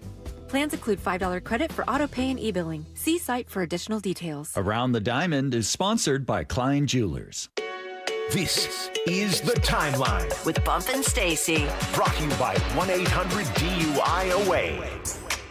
Obviously, people were really high on JSN coming out of college. Everyone remembers this. I don't know if everyone remembers, Curtis, that there was concern about a hamstring injury that forced him to miss most of his final season at Ohio State. That was also a big talking point. And so obviously the Seahawks looked into it a ton. Seahawks equipment manager Eric Kennedy, he was, I'm going to say, co-star along with John Schneider on the John Schneider Show yesterday. Great listen. You can check it out. The video's on YouTube as well, on the Seattle Sports YouTube page. He said that hamstring injury likely had to do with JSN wearing the wrong shoe size. What? You're always trying to find little edges that can help players. And you know, from, let's just say, Jackson Smith and Jigba, you were talking about in college, he was wearing a size 12, had hamstring issues and things like that. Gets here, he's a 10.5. Where's the 10.5? Where's what he's doing? Obviously, with all the things Sammy and the medical staff and all those people are doing, it's a collective group. And I think it's been a big part for us working together. But it's helped him, right? He hasn't missed time and done things like that. And that helps build the trust for us with the players. Not the first man to overestimate his shoe size. What's that supposed to mean? I mean, you're right. I'm just saying. It's not the first to do it. I wear a 13. I'm just putting it out there. And you didn't even need to say it. You're right, but I feel like the people need to know. I wear a 6.5. Good. Sometimes a 7. Okay, yeah. No, this is actually, it was a really cool story. I love these little nuggets from this show. But imagine finding that out where it's like, we can't figure out what the issue is. Oh, you have the wrong shoes on. Yeah, it's the wrong shoe size, and it's causing a hamstring injury. Your shoes injury. are completely messed up, JSN. But you know what? If he would have had a shoe size that fits, wearing his size 10s, he doesn't fall to Seattle. Right. Would he have been available at pick 20? No way. I don't think so. No. So, all in all, everything worked out. Yeah. It's crazy. It is one of those things as you get older, your like height measurements change. Obviously, our weight measurement changes. Mm-hmm. But like do our feet shrink too? Yeah, Like, everything does, everything except for your shrinks? ears. I think get Right, bigger. they get bigger, I'm yeah. pretty sure your ears get bigger, but Your I think nose even probably gets bigger, it too, starts yeah. when you're in your 30s. Oh, I'm about as mid-30s as you can get. I'm gonna be by the time I'm 80, I'm gonna be a Polly Pocket. You guys are gonna have to get me a step ladder to get into this chair. I will obviously still be on air. My mom's aunt is, I think, like 96 or 97. Wow, good for her. And she is very tiny, like maybe 4'7". Yeah. And I don't think she was 4'7" for most of her life. I mean, I've only known her as a No way if she's elderly 90. person, I think it's cool. I'm gonna live in a tree. I'm just gonna carve out the hollow of a tree trunk and I'm gonna build shoes. There you go. Like you and your fellow elf creatures. I can't wait for it. Keebler Elves. No, That's I mean, my future. like, how crazy is it that simple fix I know has now cured him of his hamstring injury? What are we doing to That's what I'm ourselves saying. that's harming ourselves the entire, that we don't know about? The entire reason this story's in the timeline is not just because I want to tell you to go listen to the John Schneider Show regularly and that this was Would a cool you be little afraid nugget. to get a body scan at the Seahawks facility in learning about yourself? I wouldn't want them to tell me percentage of body fat. Yeah, that'd be a tough. I would say if it's over 20, don't tell me. Don't say anything. Yeah. Let's see. Yeah, I would do it. Totally. But then Do they put you in like those spandex suits that they wear for like the motion capture stuff for like video games? can you imagine they do this with professional athletes and then they have us in and they're like, well, we didn't know our metrics could go this low. Like we did. The meter's crazy right now. This is insane. We just got a big red Family Feud X over your screen. God, what did you eat for breakfast, you guys? Your heart is. It's none of your business. Yeah, It was that's a none of breakfast your. sandwich It's none of my from business the mini either. mart up the street. No, Yeah. this is actually a reminder that I want everyone to make sure they're wearing the right shoe size. This is Yeah. your daily reminder because apparently you don't want to mess up your hamstring and miss your final year at Ohio State and get drafted lower. You're missing out on millions. Everyone listening right now, go make sure you check your shoe size. That's the message I want to leave you with. Next story. Latest edition of Pablo Torre finds out. Now, I wondered if Pablo Torre would dive into the Vrabel Diana Rossini stuff. Maybe it's still on the docket. I bet but that's coming. I I would bet that's imagine. coming down the pipeline here. Instead, this time, and also a very intriguing story, he explored how James Dolan, I love this, has the thinnest skin of any professional sports owner. There was this one teenager in Colorado who said something on Twitter, and Eversole and the Madison Square Garden security staff went into freak-out mode. And they actually called the local cops on this kid. But when that happened, according to one of our sources, here's a quote, they would, quote, freak the out. And so top flight security, this team of people, they're trying to hunt down critics of James Dolan all across America. Yeah. We even got another text message about this, and I'm quoting here. At least they scared the crap, poop emoji, out of some 14-year-old kid in Colorado. 14? One veteran of Madison Square Garden security told me that Dolan would, quote, come in and he and Eversole would pour over all these social media comments about the Knicks and the Rangers. Yeah, and look, I think that everyone on the NBA internet, on NBA Twitter, has joked about that. But what you're saying is that James Dolan and his security guys, John C. Eversole, what they were doing was actually watching and reading and maybe constructing a dossier with your tweets in it to then make sure that you got put on a list. Yep. I say this with respect to James Dolan. Don't come after me. Great guy, lovely guy. Yeah, he's probably the listening. best. He's probably the strongest man we know. He's the best. Just want to make sure Very we get that handsome. out there. Very handsome guy. Don't come after us. Pause. This is insane. This is crazy Yo, behavior. A 14-year-old. So you are so thin-skinned as a billionaire. What are you even doing online? I'd be on Also, a yacht all day. You don't want to pick a fight with a 14-year-old. Look. You're going to lose that, especially if it's a battle of words. The 14-year-old is going to find that thing that cuts so deep within you Yes. that you will cry to yourself. No one makes me feel worse about myself than the young people that are at my QFC. Because you just know they're judging you They're the second so they cool. look Yeah, at you. they're so cool. They make you feel so bad. They probably think the text on my phone is so large. Probably. They're probably yeah. like, what is she wearing? Yeah. She's so old. You're going with that? Okay. Yeah. She pays taxes. He's in That's Colorado. stupid. James Dolan operates his businesses out of New York City. and you're going to send your goons after him? Like, really? And I have to prove imagine. what point? Well, and I have to imagine, like, what's the word? This isn't like this kid saying like a bomb threat or something where It's probably just like Dolan's an idiot. This guy sucks. Yeah. I'm sorry, that's insane. Yeah. You've got this like legitimately crazy.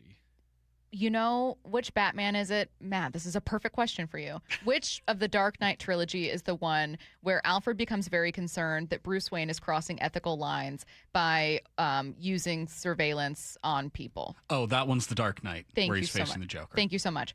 That's what James Dolan is in danger of doing. And he's a billionaire, too, so he can do it. Just really quick, though, it was actually Lucius Fox that had an issue with it because he was the one that designed the technology. Matt, that's enough. That's enough. Matt, stop. Okay, Stop. Cut your own mic. Cut your own mic. Okay, we're done talking about it. The point that you guys are getting is that it's really weird for a billionaire professional team owner to be trolling Twitter looking for things that even teenagers are saying about his team and then sending his guys after them. That isn't a bigger story is crazy.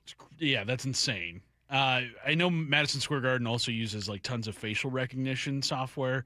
And there's a YouTuber who goes by the name of GFed he goes on like stadium tours, like self-guided stadium tours. And one challenge he gave himself was like, how long can I stay in this building before they kick me out? Like after the final whistle. And a few buildings, he gets like a couple hours into it before they're like, all right, buddy, you got to get out of here. He was already like, they already knew he was going to be there. And like within minutes of him walking into the building, he had a security guy following him wherever he went that night. He had never been to MSG prior to that. To James Dolan, you're too online. Yeah. You're too Log online. off, buddy. IRG Injury Report brought to you by IRG Physical and Hand Therapy. Dan Wilson earlier this week said Bryce Miller had a successful bullpen session in Peoria. Justin Hollander will give injury updates today around 3:45. Follow Shannon Dreyer on Twitter for updates. You can hear all the updates also on tonight's pregame show with Shannon Dreyer. That starts at 5:30. I keep wanting to say 4:30. Yesterday's time messed me up. 5:30 pregame show. You're listening to Bump and Stacy on Seattle Sports and the Seattle Sports app. Curtis Rogers in for Michael Bumpus. I want to get back to the Mariners next, and then we are going all in on the Seahawks draft at noon with the Athletics' Derrik Klassen. After reaching the NFL's mountaintop, The Seahawks win Super Bowl 60. the work continues for the Seahawks to keep the foundation strong. It's the 2026 NFL Draft. Next Thursday, April 23rd. Only Seattle Sports begins its first-round draft coverage with a reigning NFL Executive of the Year. Who are the real Seahawks? The John Schneider Show at 4 p.m. with Brock Hughes, Michael Bumpus, Steve Wyman, and host Bob Stelton live until 9 p.m. on Seattle Sports. Welcome to IRG Sports Injury Update. We're here with Shannon O'Kelly, physical therapist and president of IRG Physical and Hand Therapy, and our guest, Dr. Jason Boyer, fellowship-trained orthopedic surgeon who treats shoulders, hips, thighs, knees, hands, wrists, elbows, feet, and ankles at Ortho Washington.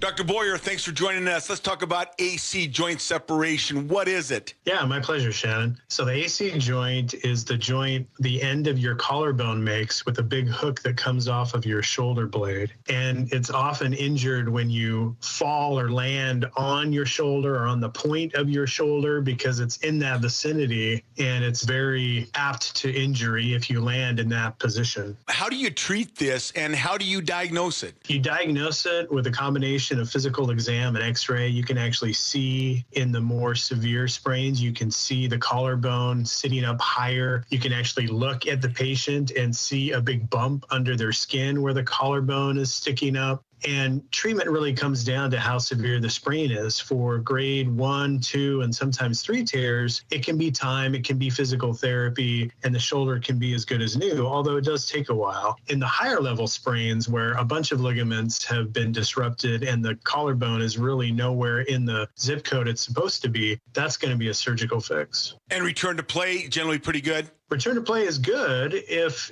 they give it time. Unfortunately, a lot of people try to come back sooner than they should, and then they're playing with pain. And of course, if you're trying to throw with that arm, as you can imagine, it's a huge problem. Thank you, Dr. Boyer. If you want more information regarding sports medicine injuries, you can contact Dr. Boyer at orthowashington.com. That's orthowashington.com.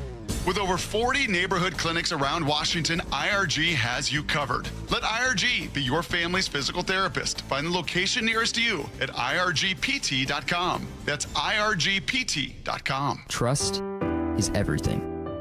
Earning it takes years. Losing it takes 5 seconds. Lee Johnson Auto Family. Do you need a new roof? Then trust your neighbors at 3 Tree Roofing to get you taken care of this spring. Schedule your free estimate at 3treeroofing.com and secure $500 off your roof replacement. Right now, you can still take advantage of spring pricing and beat the summer rush. 3 Tree Roofing, your Puget Sound roofing experts. Mark your calendars. April 25th is Snohomish PUD's Energy Block Party, and you're invited. Bring the whole family for a day packed with hands-on fun. Check out the Truck Stravaganza, where kids can get up close to big PUD rigs and first responder vehicles. It's free, it's fun, and it's all happening on April 25th at PUD headquarters in Everett.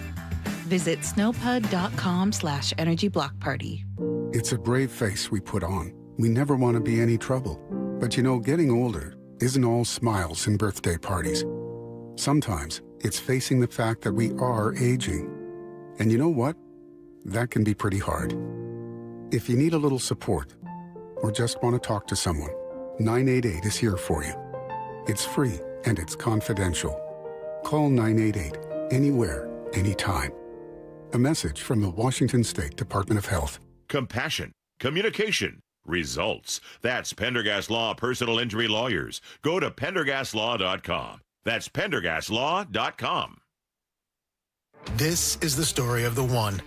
As a maintenance tech at a university, he knows ordering from multiple suppliers takes time away from keeping their arena up and running. That's why he counts on Grainger to get everything he needs, from lighting and HVAC parts to plumbing supplies, all in one place. And with fast, dependable delivery, he's stocked and ready for the next tip-off. Call 1-800-GRAINGER, click Grainger.com, or just stop by. Grainger, for the ones who get it done.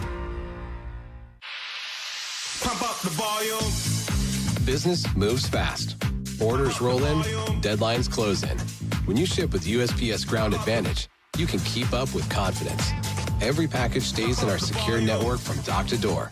And with nationwide reach, dependable tracking, and upfront affordable pricing, you get built-in peace of mind. You run the business.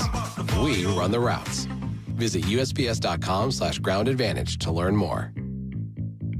So, how's your research going? Surprising! After I figured out the top-rated TVs in our price range, I went shopping for deals. And who's the best? It wasn't the internet, and it wasn't the warehouse club. But? It was video only. They had better deals on the Samsung, LG, and the Sony TVs that got the highest scores. Better than online and at the club? I know! Video only beat them all. And now we can afford an even better model for the same price. My research really paid off. If we buy it video only. Exactly. Otherwise, we'll be sorry. At Video Only, you won't find huge stores with refrigerators or microwaves, but you will find the best deals on top-rated TVs, soundbars, and monitors. Shop around. Just make sure you visit Video Only, because if you don't, you'll be sorry. In South Center, Bellevue, Linwood, Federal Way, and Tacoma, Video Only. From the Quantum Fiber Studio. This is Bump Stacy. Weekdays 10 to 2. On Seattle Sports and 97.3 FM HD2. Okay, someone did text in to say it was Batman versus Superman, which it was not, because I've never seen that. Look. It was not. No, it wasn't. Listen, no, it wasn't. Nothing good came from that movie. Not a If there's single one thing. thing I know, it's that trilogy. And I am telling you right now, because I've never seen Batman versus Superman. I don't have any interest in that. Is that Don't Ben do Affleck's it. Batman? No, thank Don't you. do it. No, thank you. Christian Bale's Batman in Nolan's trilogy. And when I say the trilogy, I'm only talking about Lord of the Rings, The Matrix, or The Dark Knight. In the trilogy, it's definitely in that one where there's too much surveillance going on and they become concerned that Bruce Wayne is crossing a line. Okay, that's not what I was going to talk about here. I just needed to issue. It should be, though. I needed to say that. I needed to get it off my chest. No, what I want to talk about is a question that we asked of Adam Jude when he was on with us to begin the 11 a.m. hour. Great interview with Adam. There's a lot in there, especially about Andres Munoz and Dan's decision. You can go back and listen. It kicks off hour 2 of today's Bump and Stacy podcast. I wanted to ask specifically, hey, we have been since day dot talking about Julio, Cal, Naylor. Julio, Cal, Naylor. And every single guest we have and every single game that we talk about the next day, it's about what those three did. So I thought, hey, Adam, what have you seen from these three? It feels to me like Julio's been kind of promising. I know people will complain about all of them still fairly, but like I've seen some improvement. I feel like he could be on the verge. Mm-hmm. Adam said, I kind of feel that way too. I think you might be right. Not saying he's going to start raking, but we may be seeing a version of Julio this team could use a little sooner, and they need it. So I wanted to ask you, when it comes to these three, what are you seeing? I should say of late, sorry. Of late. Of late, like last week. So as of last week, I would say Julio has been making a lot more, I think, solid contact, and I think the change in his batting stance has actually been a benefit to him. I know he still has the one home run, which he hit at the start of that Astros series, has a pair of doubles as well. We haven't seen it outside of maybe that Astros series where he had, 7 hits in it. Half of his hits came in that one. But I just think that there has been more significant progress made with him and his bat than that we've seen with Cal and we've seen with Naylor here to start the year.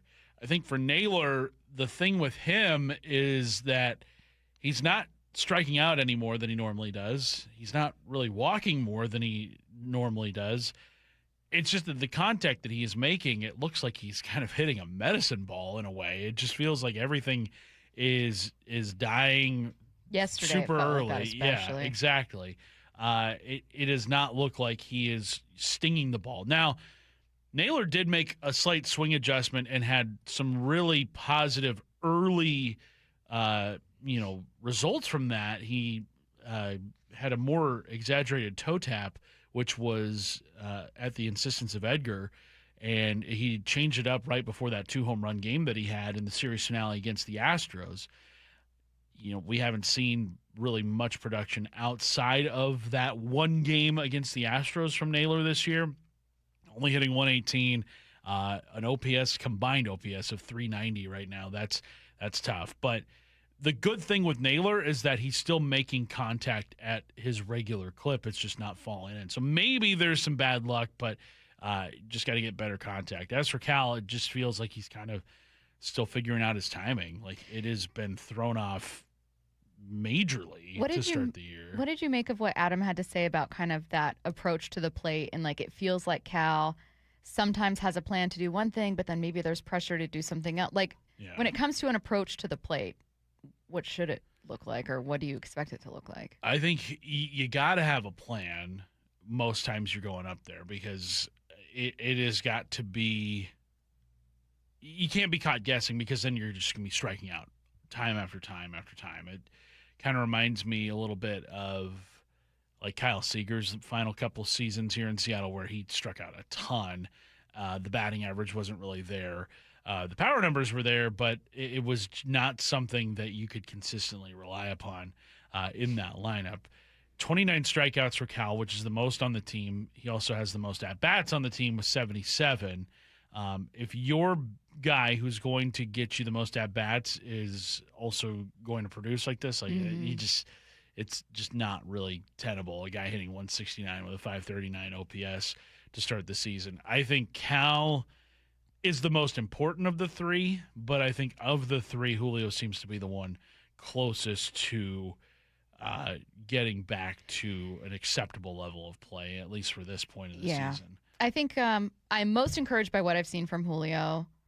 I do feel like he might spring into action, no pun intended, a little sooner than he normally does.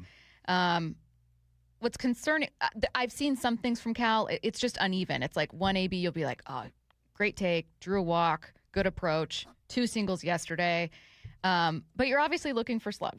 Like, that's what you're doing. And I think the concerning thing with Cal is like unexpected slugging, or what, like the version of Cal we're seeing now none of us expected it to be 2025, but it's also not 24 and 23. So it's also not the power that he was bringing in those years. Like this feels like a below average version of Cal. Now it's a very early version of Cal. Yeah. His defense has also been exceptional. I do want to say that. Blocks above average. He's in the 98th percentile. I saw a quadrant graph yesterday of the best catchers at it's like a number of ABS challenges, and then the effect. I don't know if it was run saved or if they just said calls correct. I don't remember. Salvi is unsurprisingly leading everyone, and Cal's right there next to him. He's been great there. Yeah. So I want to give him credit with that. I'm sure it was a goal of his after not getting a Gold Glove last year, but the bat's just been not there. Right. And unfortunately for Cal, this isn't true for every catcher. You were instrumental to this team's path to a World Series. Yeah. So sucks that the pressure's on you, but it does have to change eventually. Right. That's just the fact of the matter. Yeah. Let's go around the diamond. The Mariners start a 6-game homestand against AL West opponents tonight with 3 against the Rangers. Pregame at 5:30 p.m. First pitch at 6:40 p.m. Logan Gilbert on the mound. That's going to be on Seattle Sports 7:10 a.m. and the Seattle Sports app. That's Around the Diamond, brought to you by Klein Jewelers Edmonds. The Athletics' Derrik Klassen joins us next. You can stream every pitch of every inning of every game all season long. Oh, and it's completely free. It's a tremendous catch. Only on the Seattle Sports app. That's right. The free Seattle Sports app puts every single Mariners game right in the palm of your hand. On a platter, come and get it. One app, every game. Plus the latest Mariners news, insider access, video, and podcast. Holy smokes, what a play. Pretty awesome, right? Just like the Mariners. What does baseball and Klein Jewelers have in common? Diamonds, of course. Hi, Andy Klein here. Sure, we love baseball, but we love diamonds even more. Why? Because our diamonds sparkle and last longer than 9 innings. Every diamond is hand-selected for maximum brilliance, quality, and value. Klein Jewelers by the Fountain in downtown Edmonds also has a big selection of engagement rings, wedding bands, diamond and gemstone fashion jewelry, and one-of-a-kind custom designs. Swing for the fences and shine with Klein. Home is more than a place to live. It's where the best of life unfolds, where possibility sparks, where community grows, where lives take shape. At the Master Builders Association of King and Snohomish Counties, that belief drives the work our builders, remodelers, and tradespeople do every day. Because when we build more homes, we're building so much more than housing. We're making room for what matters most. Learn more at roomforwhatmatters.com. I'm Neil, founder of Clay Room. When I found ceramics, I realized my calling was to give others the space to be creative. So I set out to open my own studio. Having a Chase Ink card has allowed us to grow it and bring people together. Now we're molding a creative community. With the Chase Ink Business Cash Card, you can earn up to 5% cash back on business essentials, so your business can go from here to possible. Chase for business. Make more with yours. Real business owner compensated for their participation. Cards issued by J.P. Morgan Chase Bank, N.A. member FDIC. Subject to credit approval. Terms apply. I saw her texting, coming up to a stop sign. And so I saw the accident coming, and she T-boned us. In the blink of an eye, Crystal's life changed when she suffered a severe spinal injury. The pain was something I had never experienced before in my neck. I got massage therapy. I saw a chiropractor. I was prescribed muscle relaxers so I could sleep. I got depressed. Nothing was relieving the pain. Drugs, sleepless nights, and depression. Sound familiar? I'm Dr. Mark Shelley, a chiropractic physician and board-certified functional neurologist. At Sound Pain Solutions, our treatments include high-dose laser combined with spinal decompression and other comprehensive therapies to rehabilitate damaged discs. We use treatments that are non-surgical, FDA-cleared, drug and pain-free. I was able to get off my pain medicines, and I was able to sleep through the night, and that was what I was desperate for. To learn if you're a candidate for our treatment, call us. Sound Pain Solutions, 855-996-0025 or click soundpainsolutions.com. Hey, it's Mike Salk here for my friends at Snoqualmie Casino and Hotel. And if you're looking for a spot to catch all the spring baseball and sports, I got a place for you. Hawks Peak Sports Bar and Grill. It's your home for game days with more than 60 TVs, so you won't miss a play. They got great food and drinks, and nothing beats the views. So get in on all the action at Hawks Peak. Head to snocasino.com for all the details. That's snocasino.com. It is Seattle's closest Snoqualmie Casino and Hotel. Please game responsibly. Ryan Reynolds here from Mint Mobile with a message for everyone paying big wireless way too much. Please, for the love of everything good in this world, stop. With Mint, you can get premium wireless for just $15 a month. Of course, if you enjoy overpaying, no judgments, but that's weird. Okay, one judgment. Visit mintmobile.com/radio. Upfront payment of $45 for 3-month plan, equivalent to $15 per month required. Intro rate first 3 months only, then full price plan options available. Taxes and fees extra. See full terms at mintmobile.com. This message comes from Viking, committed to exploring the world in comfort. Journey through the heart of Europe on an elegant Viking longship with thoughtful service, destination-focused dining, and cultural enrichment on board and on shore. With small ships that bring travelers closer to the destination, there's more time to explore. And every Viking voyage is all-inclusive, with no children and no casinos. Discover more at Viking.com. I know that hiring can be challenging. You need someone to match your role perfectly. Well, now you can meet them fast on ZipRecruiter. Build your team, build it sooner.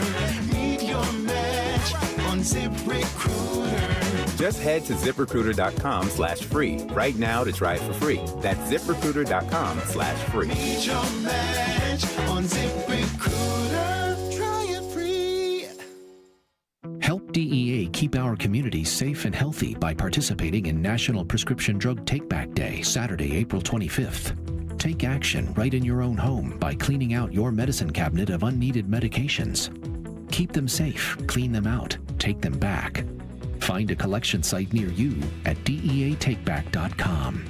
Do your part to lower overdose deaths and prevent prescription drug misuse before it starts. That's DEATakeback.com. This is Seattle Sports. Streaming through the Seattle Sports app. KIRO AM Seattle. KIRO FM HD2 Tacoma. Home of the Seahawks, Mariners, and everything Seattle sports. Seattle Sports Snapshot. The M's were swept by the Padres in San Diego, dropping their early season road record to 1-8. They need to stack some wins, and they get a chance here at home tonight. It's the first of a 3-game series against the Rangers, followed by a series against the A's. Logan Gilbert versus Jacob deGrom. First pitch at 6:40, pregame at 5:30, right here on Seattle Sports and the Seattle Sports app. Snapshot, brought to you by Miller Lite. When it's game time, it's Miller time. From the Quantum Fiber Studio, this is Bump and Stacy on Seattle Sports. Streaming through the Seattle Sports app and at seattlesports.com. Now, here are your hosts, Michael Bumpus and Stacy Ross. Here we go now. The Athletics' Derrik Klassen joining us now on the Emerald Queen Casino Sportsbook Hotline. We are getting ready for the Seahawks to pick, or maybe not, we'll see, at number 32 overall. Derrik helping us preview some of the names we're going to be watching, and I guess we'll take a look at what the Seahawks need to do here in 2026 to get back to a Super Bowl. Derrik, I'll start by asking, what's the general feeling around this draft? You know how sometimes they have different flavors where, like, this is chock full of talent and this one's a little shallow. How do you see this one? Yeah, it's funny. I was talking about this on our show yesterday. I feel like most draft classes get judged on the 3 premium positions that everyone wants to see, right? Which is quarterback, wide receiver, edge, and then I think you can probably even throw tackle in there. And I think it's actually a really good tackle class, but it's a lot of right tackles. It's a couple of guys who, maybe Spencer Fano is going to change positions. Maybe Francis Maui-Noa is going to change positions. And so you just have a couple of weirder prospects, even if they are, top 15 quality type of picks. And then the quarterback class isn't what people want it to be. You've only got one guy. I think the edge class is good, but there's no Will Anderson. There's no Myles Garrett. There's nobody like that. But I think the rest of the class, if you need linebacker, if you need D tackle, if you need interior offensive line, safety, all these non-premium positions, you can get all those guys pretty much anywhere from picks like 10 to 70. Derrik, you look at the Seahawks' needs, and obviously running back jumps out to a lot of people with the departure of Ken Walker. Defensive back, too, losing some guys in free agency as well. What do you think is the most important need that the Seahawks need to address next week? I think for me, it's probably loading back up at corner. Obviously, you lose Tariq Woolen, and I think, they got by with Josh Jobe last year, but he, to me, is like the perfect cornerback 3, kind of a cornerback 2 when you need him to be. And so I think reloading there is probably good. And then reloading on the edge, obviously you lose a guy like Boye Mafe. DeMarcus Lawrence is going to be getting older. And so I think that to me is a position where they need to load up, not only because, I think obviously a huge part of why they were a successful defense last year is they just had waves and waves of guys off the edge. So I think there's that element of it. But again, losing some guys probably due to lose Lawrence pretty soon. And so I think it's important to make sure you've continually got guys at that spot, which it actually is a great class for what they like. Mike McDonald likes those guys who are a little bit longer, a little bit tougher on the edge, can defend the run. This class has what feels like a million of those guys. What can you tell us about Chris Johnson in particular? We've seen him mocked a few times. Yeah, Johnson is, if they're going for a corner who I think, he's got decent size. I don't think he's huge. He's like kind of around that 6-foot range, just under 200. So I think I wouldn't be surprised if they wanted somebody who was a little bit thicker, maybe like a Colton Hood. He to me has been my favorite corner if he falls to 32 for them. I don't know if that's necessarily going to happen, but I think he's probably my favorite. But Johnson, I think, is more of like, if they're going to be a defense that is playing a lot of these zone coverages and they're trying to change things up on the quarterback and they're allowing their corners to kind of play the cornerback's eyes and trigger, that's what Chris Johnson is really good at. Like, to me, he's a very fluid zone corner. He actually had 2 pick sixes this past season, which it's kind of a miracle if a guy can get 1, let alone get 2. So he's the guy that if they're looking for more of that kind of like ball hawking, sit in zone, pass stuff off well type of corner, I think that he probably fits pretty well for them. Seahawks currently sitting with just 4 picks, and draft grades are something that everybody, scours over once the draft is over. How did we do? Like, oh, this guy gave us an F. What do they know? It's hard to get, I think, an A grade when you only have 4 picks. But if the Seahawks were to get the best grade possible by using just the 4 picks that they have, Derrik, how do they go about getting an A grade with just the 4 that they have right now? Oh, that's a great question because, unless, you absolutely just nail it and get guys who are, 20 picks higher on the consensus board where you got them, all that stuff, it's pretty hard to do with that amount of picks. I would say at 32, if they land on, a guy I mentioned, Colton Hood, if they want to get him at corner, I think that fits. Zion Young is a defensive end who is in that 25 to 40 range. I think for a lot of people, he's, again, fits that mold of really tough run defender, can give you a little bit of power as a pass rusher. Like, I think one of those 2 guys in the first round would be it for me. I think them reloading at like a D tackle if they wanted to in the second round, or maybe getting one of those second round edges, a guy like Kieran Crawford is potentially going to be there. If Gabe Akis from Illinois falls just a little bit into that second round range, I think that those could be guys that are really good there. And then, I know Seattle's offensive line is fine, but that to me is a position that in the third and rounds and stuff like that, or even with their other 6th round pick, I know that's the only other one they have.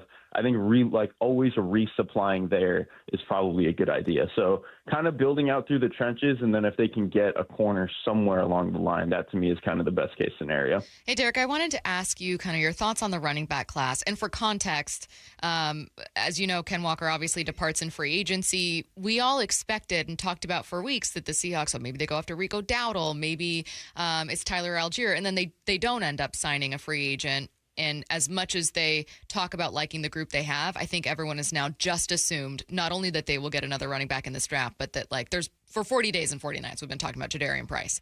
I'm wondering if they go with your approach, let's say they take Hood at 32 and they don't pick again until the 60s and Price is gone. Do they miss out on getting potentially an impactful running back there? Tell me about the rest of the class. I mean, they probably would because I think I'm curious too about what style of running back they want. I think when you look at some of the guys that they already have on the roster with Charbonnet, whenever he's going to come back, George Filani, it's a lot of guys who are more grinders. They're more efficient runners, guys who can kind of just get the 5 yards that are blocked for them. And I think that was a little bit part of why I think they blocked Ken Walker snaps early in the season is he was a little bit more boom and bust. And then obviously down the stretch of the season, they got way more boom than they got bust, which was huge for them. So I would guess they want to target that style of running back. Jadarian Price can be in that. But again, like you mentioned, unless they take him at 32, which I don't know if they should, they would probably miss him by the time 64 comes around. Their other best option is probably Mike Washington out of Arkansas. But, he's a little bit of has the Ken Walker in him for good and for bad. Like, he has that 4.33 speed at 220 pounds, which Ken Walker was kind of built like that, had that sort of speed, but isn't always the most efficient runner. But if they're going to, operate the offense the way that they do and be as good as they are on passing downs, and have Charbonnet and Holani kind of holding it down as your more efficient backs, I think that could probably be fine for them. Derrik, we are, a week away less than a week away now from the NFL draft. And is there any name maybe that you look at and say, I think this guy is going to outperform expectations? I think this guy is somebody that people are sleeping on too much. I want to see what he does once he gets to the NFL. Is there a name or two that you think people should be talking about a little bit more? Yeah, there's a few. I'll kind of give you a few at like each range of the draft. A guy who is, probably will be a first-round pick, but to me is shocking that he is as underrated as he is. I think Peter Woods out of Clemson is like, he was a guy that coming into the year was a top 5 pick for most people and then had a disappointing kind of season at Clemson. But I think that entire program kind of fell apart. And when I just watch what his traits are in terms of balance, some of his explosive ability, some of his hand usage, that's the kind of traits that I want to bet on at D tackle. So I think he's fantastic.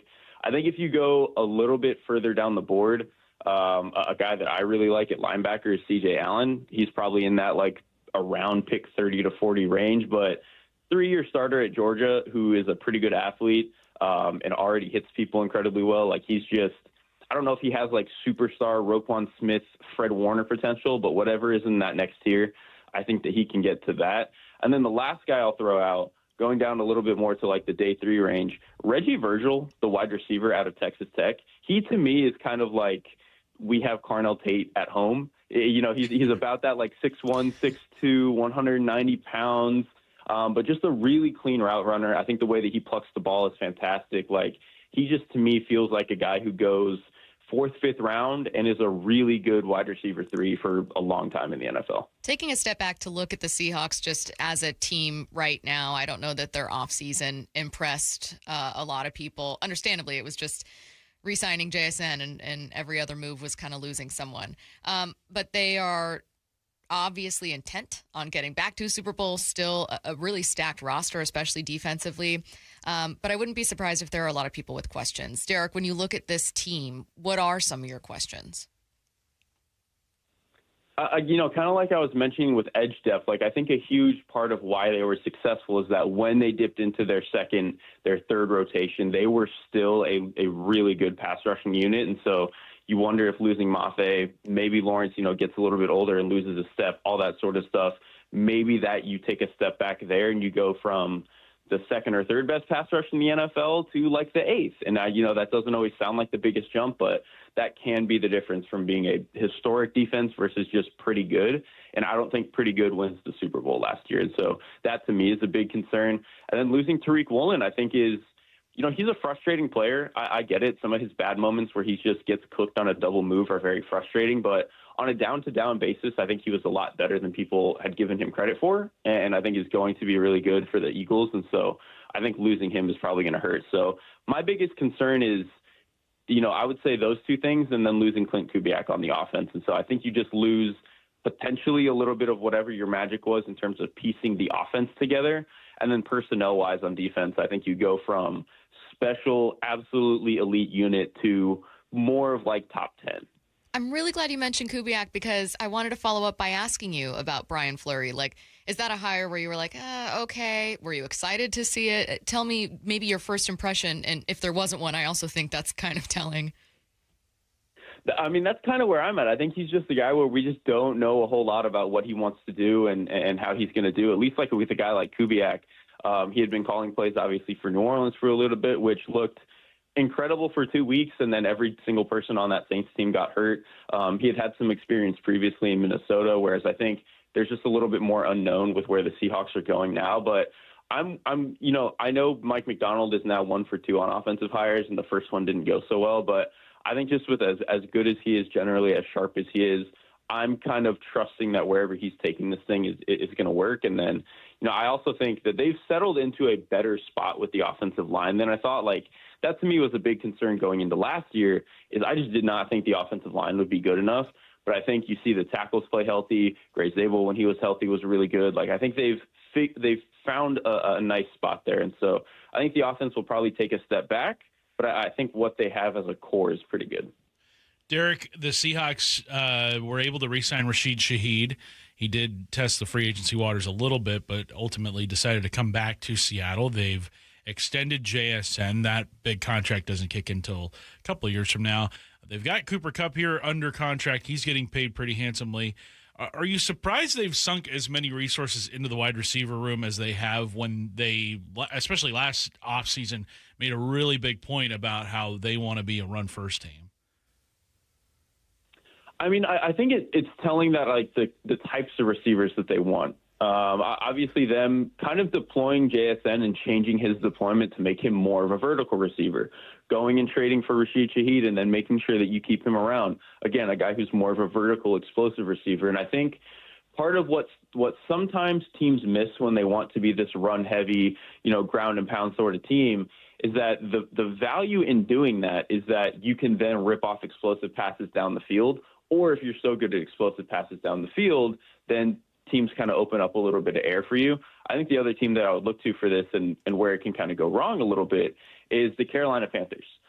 They're a team that was like really intent on ground and pound, and it worked in some ways and it didn't work in others, but they were not a great vertical team because really the only way that they win down the field is kind of like ball winning with Teterow and McMillan and Jalen Coker, and that can work, but it's not the same as like having guys who can really burn down the field. And so that to me is kind of why they've invested in the offense the way that they have. And I think we have seen a lot of times that these Shanahan style of offenses always like to have some sort of speed threat, right? It's sometimes you get really lucky and it's Andre Johnson or Julio Jones as your X, but sometimes you have to have more creative solutions where it's been guys for Shanahan like Marquise Goodwin or Aldrick Robinson, these guys who, if we can scheme things up right, we're going to be able to hit a post route over your head. Hey, we listened to an interview from John Schneider. He was on with our afternoon show, Wyman and Bob, yesterday. And they asked him, hey, John, how do you balance that typical conversation of like best player available versus someone you absolutely need? Like, what if the single best player on your board at 32 is like a tight end? Are you going to take him? And John said it's a combination of the two. We grade for our team. We don't grade for the National Football League. So we just say, okay, this is the best player for our team. If someone said that, I know that it feels like really simple, but like if you were listening to that for the first time, what would be your automatic reaction to that? Like, what would you think of it? I mean, it does sound like a PR sort of answer, but I do think that that's how teams do it. Because we always say, just take the best player available. But he's right.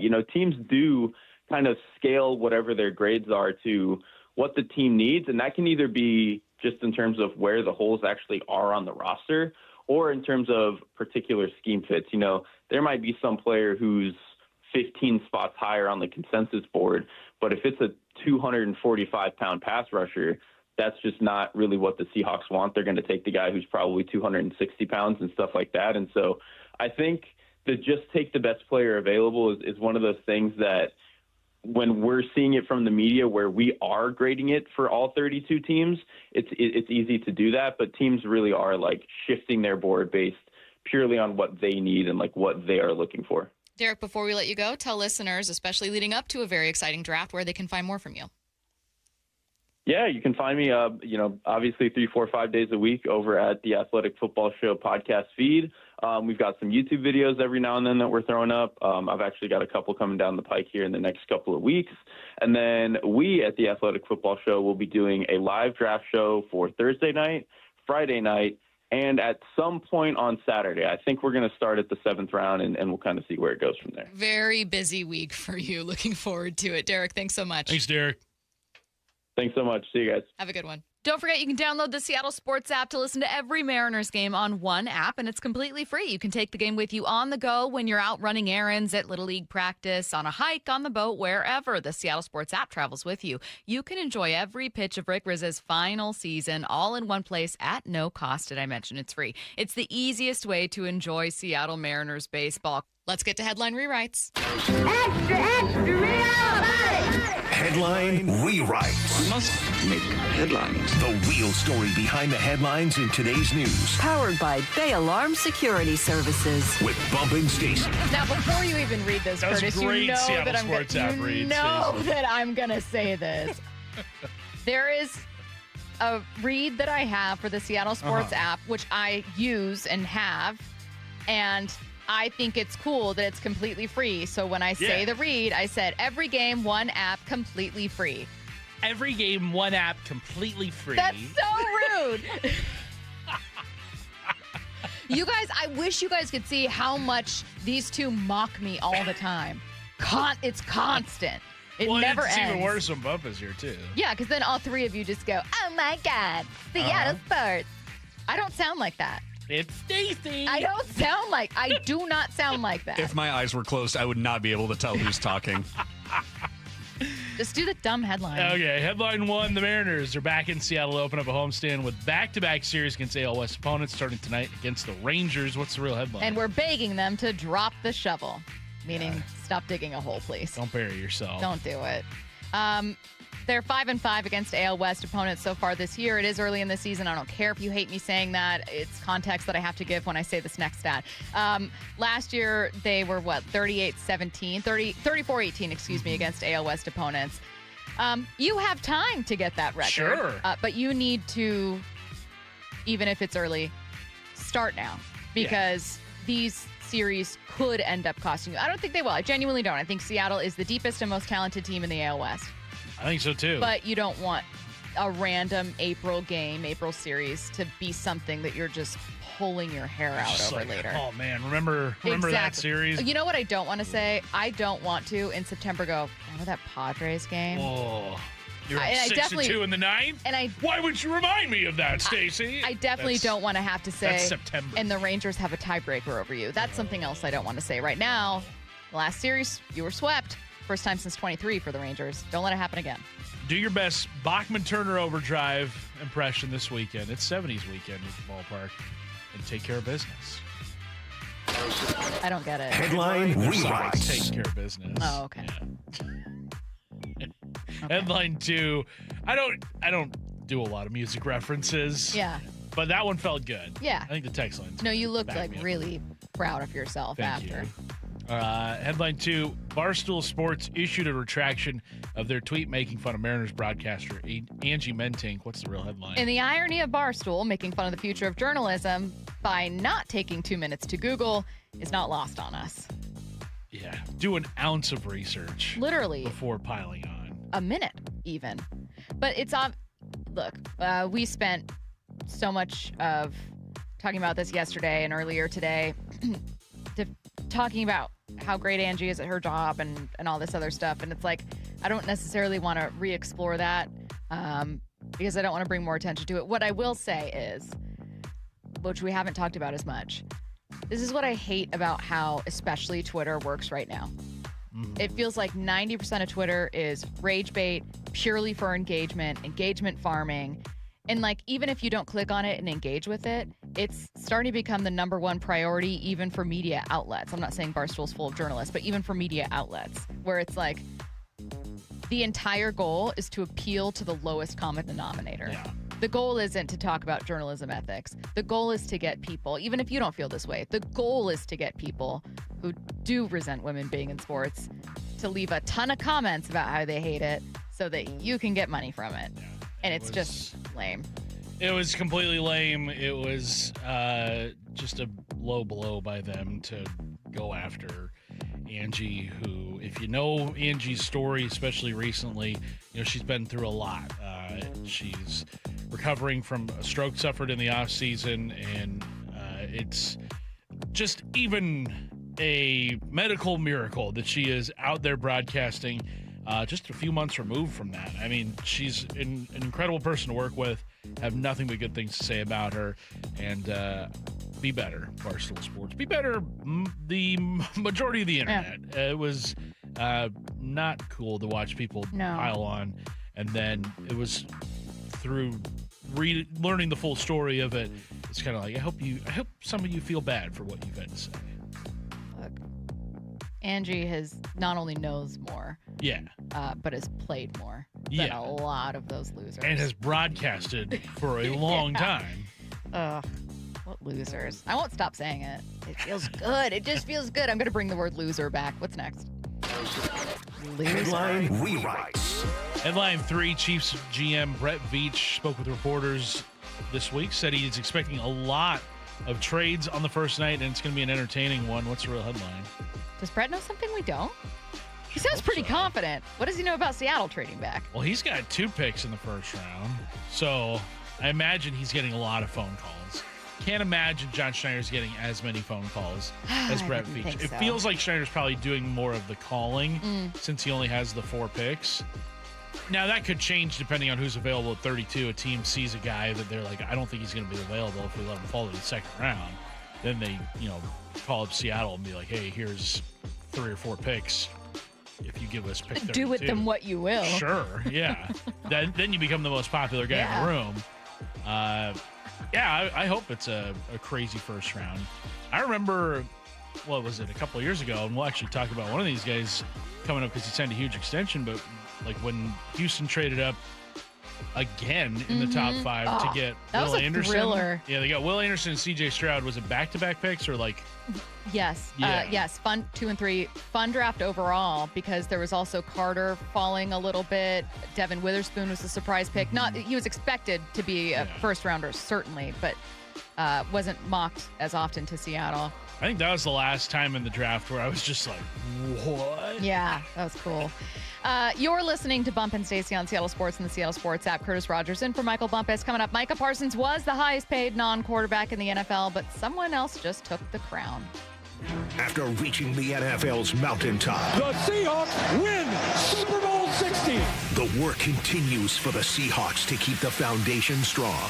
It's the 2026 NFL Draft. Next Thursday, April 23rd. Only Seattle Sports begins its first-round draft coverage with a reigning NFL Executive of the Year. Who are the real Seahawks? The John Schneider Show at 4 p.m. with Brock Hugh, Michael Bumpus, Steve Wyman, and host Bob Stelton live until 9 p.m. on Seattle Sports. We've all been there. Sleepless nights, mind racing, wondering if your business's security service is really protecting what matters. At Bay Alarm, we can put your security insecurities to bed. Video security, burglar alarms, fire alarms, access control, 24/7 monitoring, and more. Our advanced technology and personalized support ensure you can rest easy, knowing we're here for you, your people, and your business. Visit bayalarm.com to talk to a local security expert. Bay Alarm, we got you. At Lake Washington Windows and Doors, we provide top quality windows that are 25% more energy efficient, reduce noise by 50%, and stay clear with low maintenance glass. With leak armor installation and lifetime warranties, you're protected for life. Visit lakewashingtonwindows.com. Upgrade your comfort and cut utility costs with Lake Washington Windows. Get 20% off energy-efficient windows and doors plus $1,000 off whole projects while taking 12 months to pay with no interest. Schedule your estimate by April 30th at lakewashingtonwindows.com. If you're building decks in Puget Sound this season, you need materials you can trust and a supplier who delivers. Par Lumber carries premium TimberTech and Trex composite decking, railing, and accessories contractors depend on across the Northwest. With reliable job site delivery, we keep your projects moving so you can keep building. Right now, get 20% off deck railing and lighting with any TimberTech or Trex deck board purchase for a limited time only at Par. Visit par.com/decking to learn more. Par, where the builders go. Stacy here. Sell your car to Wayscar Ford, and when they resell it, they share half their profit with you. That's right. Sell your car to Wayscar Ford, Isuzu, and Auburn. They'll pay you today for your car, and once they resell it, they'll share half their profit with you. WayscarFord.com. Digging in my yard, trying to lay a pipe. I hit a water line, and now I have to pay a big fine. I should have called 811.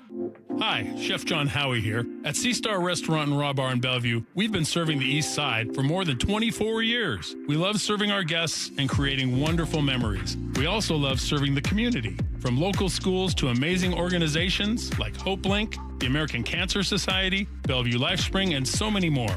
I want to thank you, our guests, for supporting Sea Star all these years, making it possible for us to serve and help those in need. Thank you. SeaStarRestaurant.com.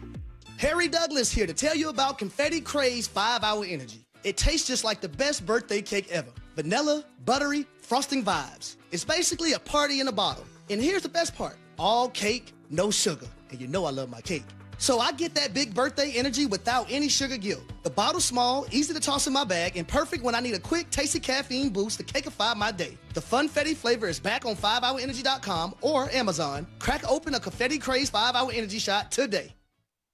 Indeed presents hires you can't afford to get wrong, like a cybersecurity engineer at a publicly traded company. We've been hacked! They're through our firewall! How is that even possible? They got my password. Please don't tell me your password was password. It's actually password 1. This is the job for sponsored jobs. This is what happens when you don't sponsor your job on Indeed. Next time, get matched with quality candidates with Indeed sponsored jobs. Visit Indeed.com/hire now and sponsor your job today. Mariners and Rangers tonight at T-Mobile. First pitch at 6:40. Pregame at 5:30. Hear every pitch live for free on the Seattle Sports app. Big Trees provides professional tree transplant services, helping you keep the trees you love right where they belong. Don't let construction, remodeling, or changing landscapes cause a headache. Big Trees moves your cherished trees safely so you can keep those memories growing strong. With decades of experience, Big Trees knows how to move trees safely and successfully. Up and away, get your tree transplanted today. See more of their transplanting process at bigtreesupply.com.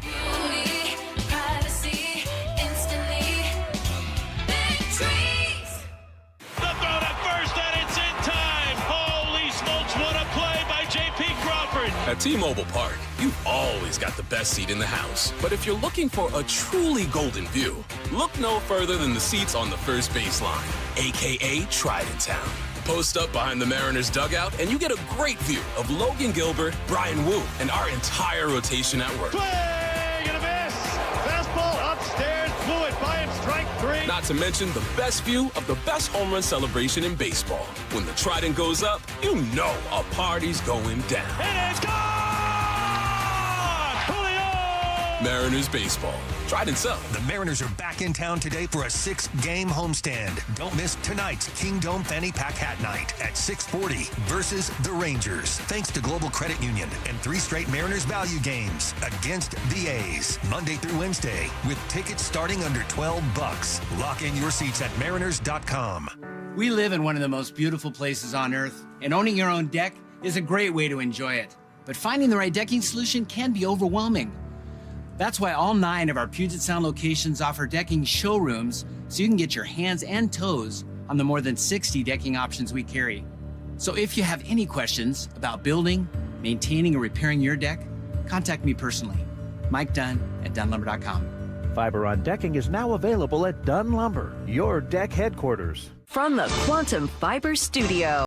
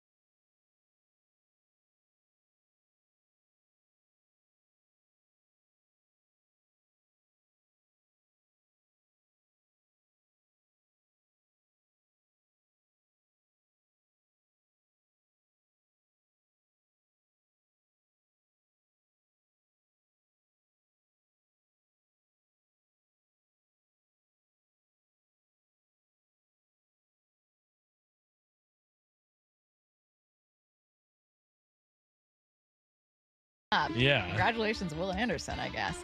Next up, Bengals quarterback Joe Flacco was interviewed by Front Office Sports and shared his concerns with the NFL likely moving to an 18-game schedule in the near future. If we're asked to play 18 games, I think you're not going to see much difference. And it looks like we're probably eventually going to play 18 games, and we're just going to have to do it, and that is what it is. And I think what players don't understand is even though we get paid on a weekly basis, like your contract is what it is. What you have to realize is if there's a whole extra week added on to the season, then the revenue is going to go up, and naturally the salary cap's going to go up. So over time, you are going to be making more money, but it's just like every other time that there's more money in the pot. It usually goes to 2 or 3 guys. It doesn't usually get spread out and diluted evenly. You got to be careful with that. But ultimately, it seems like we're going to go there and we're going to be able to do it. I think as a player, I loved playing 16 games. And I think the NFL had an awesome formula for 16 games and 4 rounds of playoffs. And I think it was super competitive. I don't think people realize that when you have to put guys through an 18-game regular season schedule, I think what could happen is that the playoffs start to suffer and you get teams that are so beat up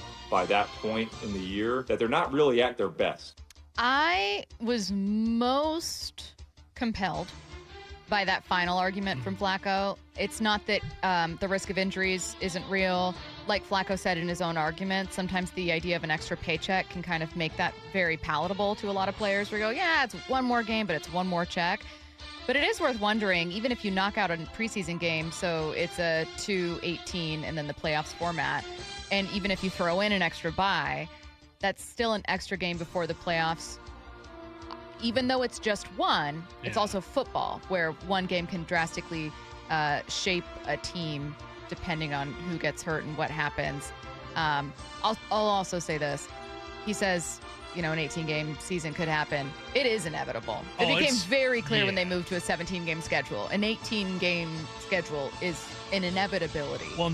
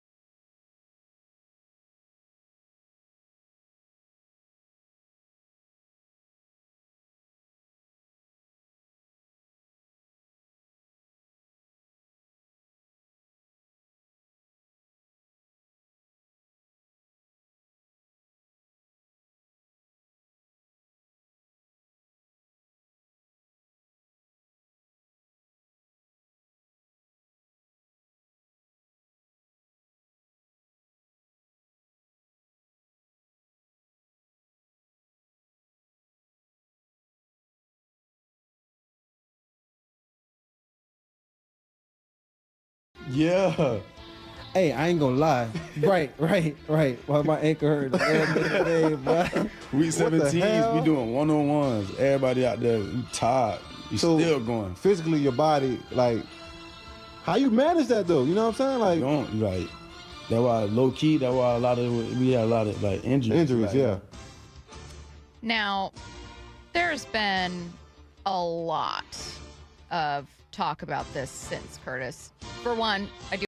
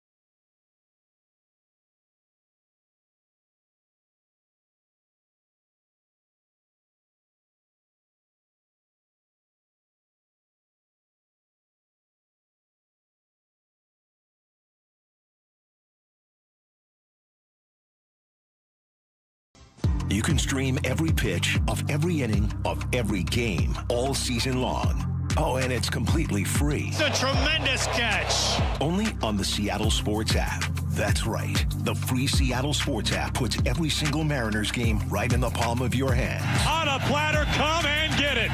One app, every game. Plus the latest Mariners news, insider access, video, and podcasts. Holy smokes, what a play! Pretty awesome, right? Just like the Mariners. Have you guys looked outside today? No, seriously. If you haven't, do it right now. It's gorgeous. Spring is here, summer's right around the corner, and you deserve to be out on the water.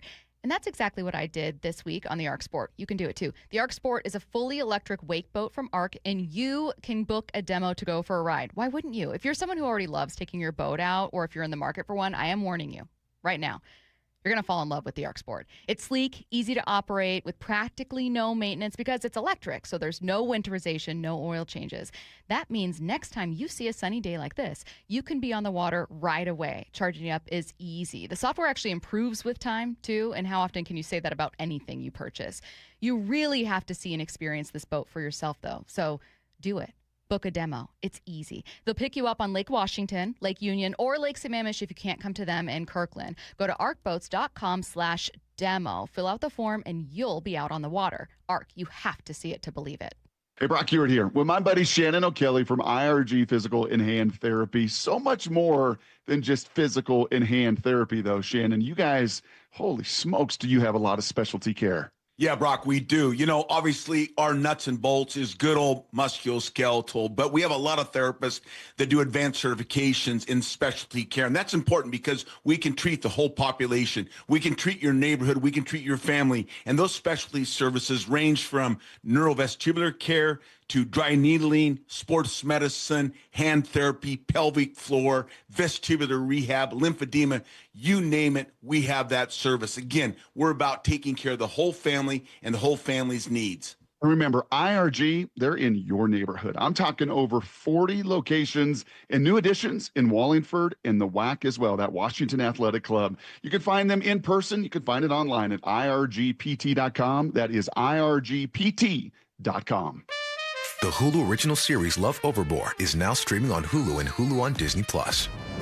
16 singles are headed to this super luxury yacht to fall in love. I'm a romantic. I want to find love. This is going to be the best summer of our lives. But whoever you do not choose will be going overboard. This is insane. Let the games begin. Watch the new Hulu original series Love Overboard, now streaming on Hulu and Hulu on Disney+ for bundle subscribers. Terms apply.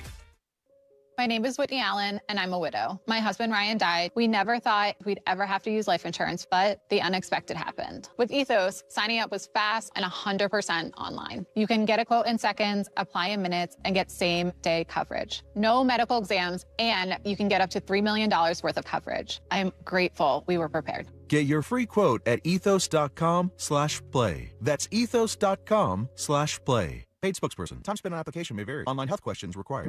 It's a brave face we put on. We never want to be any trouble. But you know, getting older isn't all smiles and birthday parties. Sometimes it's facing the fact that we are aging. And you know what? That can be pretty hard. If you need a little support or just want to talk to someone, 988 is here for you. It's free and it's confidential. Call 988 anywhere, anytime. A message from the Washington State Department of Health. Mariners and Rangers tonight at T-Mobile. First pitch at 6:40. Pregame at 5:30. Hear every pitch live for free on the Seattle Sports app. Hi, Andy Klein here. There's something special about a baseball game. The moments and the memories. At Klein Jewelers, that's exactly how we feel about our diamonds. They're a beautiful reminder of life's biggest moments. We're here to help you find the perfect diamond or beautiful piece of jewelry to celebrate your engagement, anniversary, birthday, promotion, or just because. Klein Jewelers by the Fountain in downtown Edmonds. Shine with Klein. Progressive knows life takes you in many directions. Bear right at exit 32, then begin to wonder why you never bought a fish tank.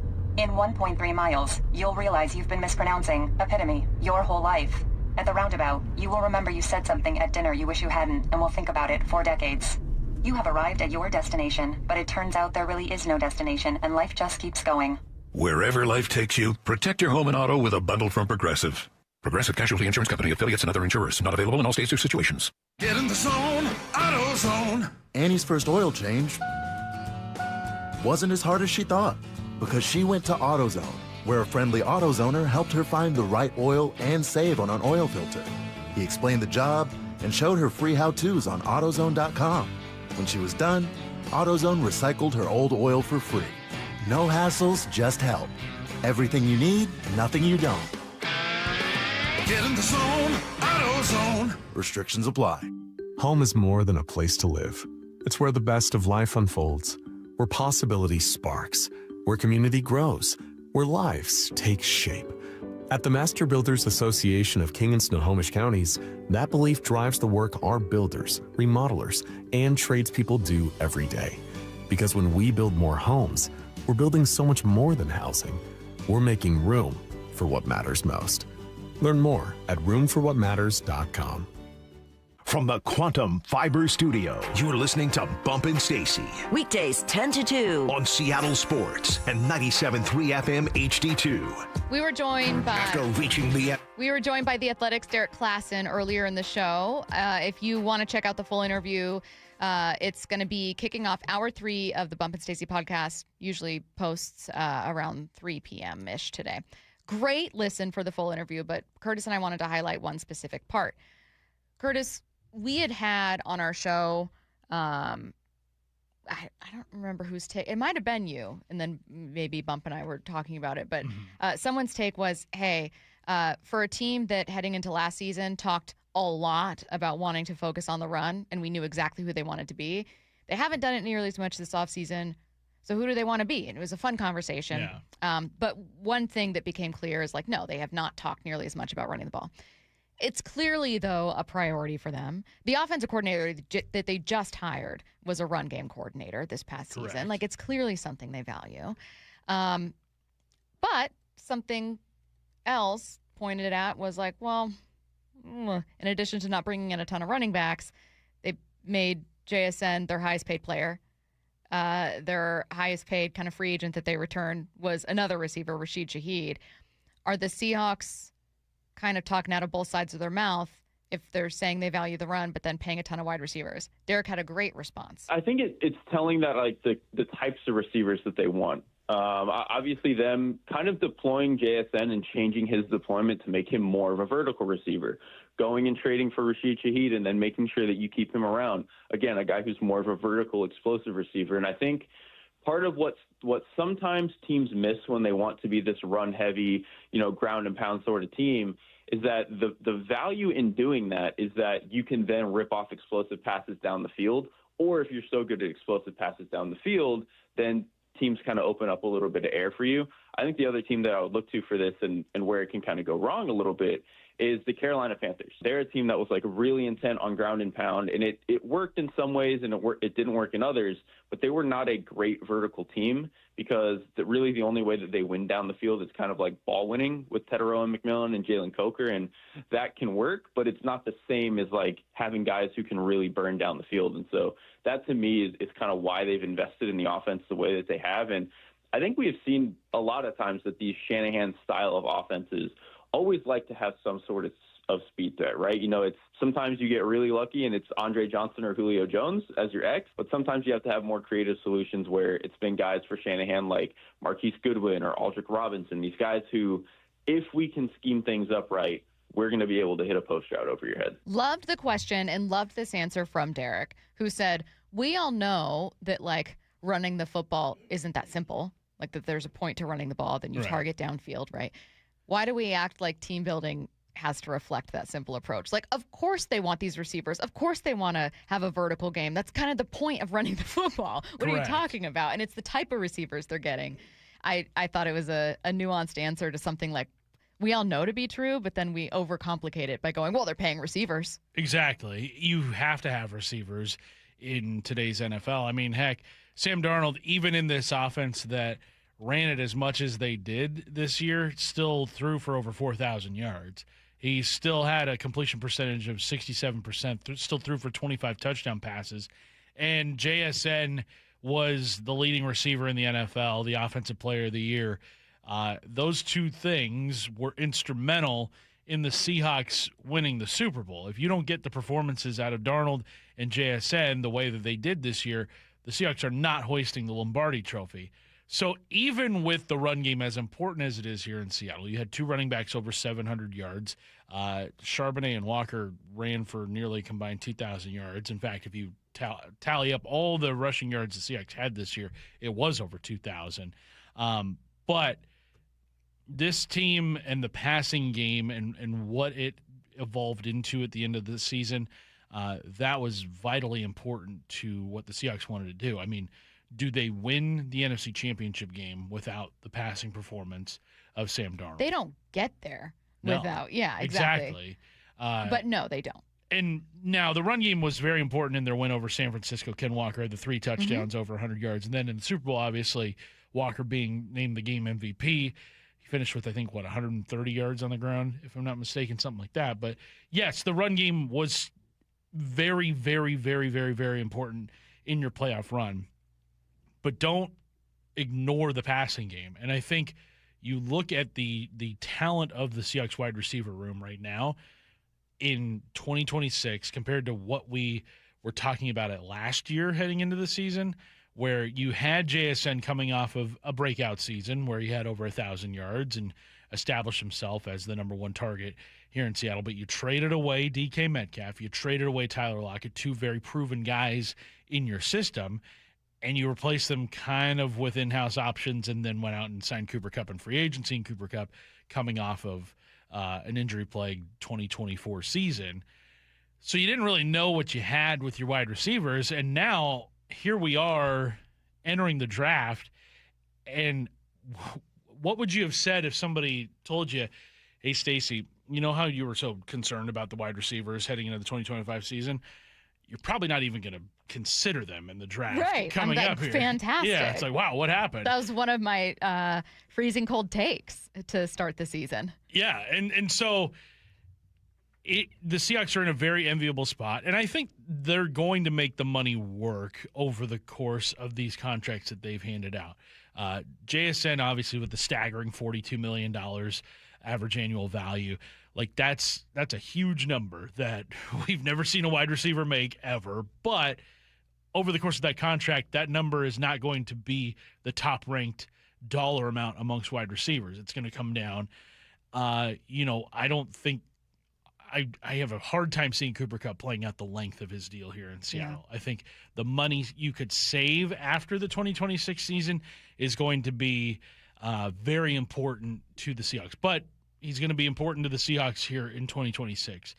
Rashid Shaheed only had the 15 receptions for 188 yards, but was dynamite in the kick return game, and I expect his role in the offense to be much more explosive. I forget who it was who we had on. I think maybe it was Benjamin Solak who said a way that you can kind of get back the yardage lost from Ken Walker's departure is getting Shaheed more involved in the offense. And I think that's a really interesting way to kind of go about it, especially because Shaheed has also been used out of the backfield a little bit during his time in New Orleans. Yeah, that was a good interview with Ben. I wish I could tell you guys what day it was so you could go back and listen to it. But sometime in March. Find it, yeah. We had a lot of really cool, speaking of Benjamin Solak, we had a lot of really cool guests this week. And we also listened to a lot of great interviews and insight on our two other shows here, Brock and Salk, Wyman and Bob. And we have some things that we learned. That's coming up next. After reaching the NFL's mountaintop, The Seahawks win Super Bowl 60. the work continues for the Seahawks to keep the foundation strong. It's the 2026 NFL Draft. Next Thursday, April 23rd. Only Seattle Sports begins its first-round draft coverage with a reigning NFL Executive of the Year. Who are the real Seahawks? The John Schneider Show at 4 p.m. with Brock Hughes, Michael Bumpus, Steve Wyman, and host Bob Stelton live until 9 p.m. on Seattle Sports. Opened in 1933, our family is still here, doing the right thing for your family. Lee Johnson Auto Family, the LJ way. Hello, Seattle. Bank of America, in partnership with Visa, invites you to a FIFA World Cup 26 watch party. Open an eligible Bank of America checking account in participating financial centers only for an opportunity to reserve 2 complimentary tickets while supplies last. Experience special musical guests, games, giveaways, food, and more, all at a legendary venue. Learn more at BofA.com/BofA Visa Watch Party. What would you like the power to do? Bank of America, proud to be the official bank of FIFA World Cup 26. Bank of America N.A. member FDIC. Terms apply. All rights reserved. With Popeye's new $6 faves menu, you can get this 3-piece chicken, this 3-piece tenders, this chicken sandwich, or these 2 regular sides for just $6 a piece. I know you can't see what I see, but trust me, those bold Louisiana flavors look so good, you might just have to get them all. Now there's an idea.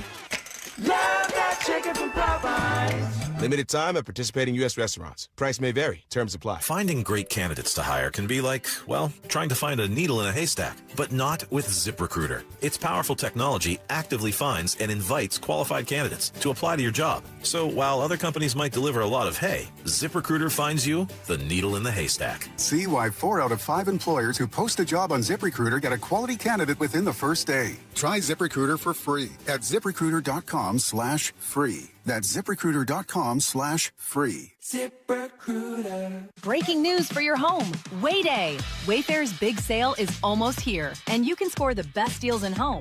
Like up to 80% off everything home. Yes, you heard that right. 80% off with free shipping on everything. Plus surprise flash deals all Wayday long. We're talking outdoor furniture and essentials, rugs, and more. All at Wayfair, and all up to 80% off during Wayday. Shop Wayfair's Wayday from April 25th through 27th. Wayfair, every style, every home. How was your break? It was great until I stopped for gas. Prices have gone up almost $1 with no end in sight. I might have to start watching how much I drive. That's exactly why I use Upside. I never pay full price for gas with the free Upside app. Upside? Yes, Upside. It's the free app that gives you cash back just for buying the gas you're already buying. So even with the rising gas prices, I'll never have to limit how much I drive. Does that actually add up to anything? Just last year, I made over $200 with the Upside app. Wow, that's serious extra cash. I'm downloading the free Upside app right now. Download the free Upside app to earn cash back on the gas you're already buying. Use promo code THRIVE25 for an extra 25 cents per gallon bonus on your first tank. You can cash out anytime, right to your bank account, or an e-gift card for Amazon and other brands. Just download the free Upside app and use promo code THRIVE25 for a 25 cents per gallon bonus on your first fill-up. That's THRIVE25.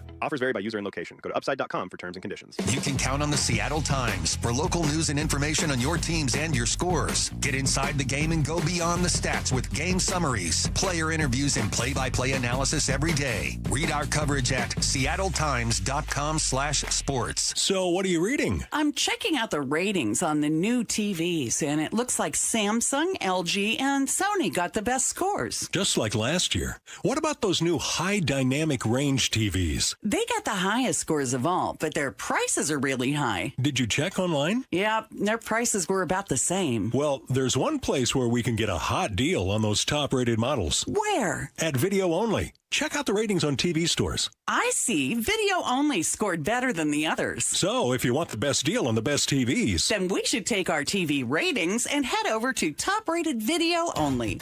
At Video Only, you won't find huge stores with refrigerators or microwaves, but you will find the best deals on top-rated TVs, soundbars, and monitors. Shop around. Just make sure you visit Video Only, because if you don't, you'll be sorry. In South Center, Bellevue, Linwood, Federal Way, and Tacoma, Video Only. On October 3rd, Snohomish PUD is hosting the first ever Community Energy Run at the Water Operations Center in Lake Stevens, located on the scenic Centennial Trail. It's a family-friendly 5K where every step supports the Community Energy Fund, helping local families keep the lights on when times get tough. Join the Community Energy Run on October 3rd. Learn more at snowpud.com/run. This is Seattle Sports. Streaming through the Seattle Sports app. KIRO AM Seattle. KIRO FM HD2 Tacoma. Home of the Seahawks, Mariners, and everything Seattle sports. Seattle Sports Snapshot. Mariners looking to bounce back during this homestand tonight. It's the first of a 3-game series against the Rangers. That's going to be followed by a series against the A's. Let's go back to tonight's game. Logan Gilbert against Jacob deGrom. First pitch at 6:40 p.m. Pre-game show at 5:30 p.m. right here on Seattle Sports and the Seattle Sports app. Snapshot brought to you by Miller Lite. When it's game time, it's Miller time. This hour is brought to you by Mazda of Everett. From the Quantum Fiber Studio. This is Bump and Stacy on Seattle Sports. Streaming through the Seattle Sports app and at seattlesports.com. Now, here are your hosts, Michael Bumpus and Stacy Ross. Here we go now. What I need to know coming your way in 45. You can get your questions in now, though. Any question, top of mind, sports, non-sports, doesn't matter. Something you'd love to talk about, something you'd love answered. 866-979-3776. Text now. We have had so many great. Hey, what up? Oh my God! Wow! I just want to inform you, I'm out on the course, and your boy just got his first hole-in-one. Highlight your boy. No way! Let's go! Bump. No, listen, Bump. Hang on. Bump, we saw the little flashy. So just for anyone listening, this isn't like a plan. Bump literally just called us. I saw the little flashing light in the control room, and then Matt picked up the phone, and right before I hit live, I told Curtis it'd be funny if Matt was just like, hello, and then we just hear you. I love that you called into the show. What would you have done if we weren't on the air right now? What would you have done? Who would you have told? The listeners, I have to let them know. I talk about golf all the time on the show, so I thought they could experience this moment with me, How many times will you talk about this when you're back? Oh, all week. So get ready for it. Did you know it had gone in the cup, or were you searching for it and then were surprised? Good question. Good follow-up. Nah, I'm on the box with the squad, and I hit it. It's pure, and everyone was like, "Ooh, that's sexy." Yeah, of course. And then it starts rolling in, it trickles in, and I just dart to the green. So there were witnesses. Nobody, I'm just gone. There are witnesses. There's four other witnesses. Okay. So, just making sure. Yeah, I just want to share the moment with you guys, with my brother, my sister, and the people. So I appreciate y'all taking my call. Wow. You know what? Congratulations. Congrats, Bob. Congrats. Buddy. You enjoy your day out golfing. Yes, sir. Bye. All right, you guys take care. Talk to you soon. Bye, Bump. Wow. That was a great interruption. Matt, wait, hang on. Matt, what did Bump say when you picked up?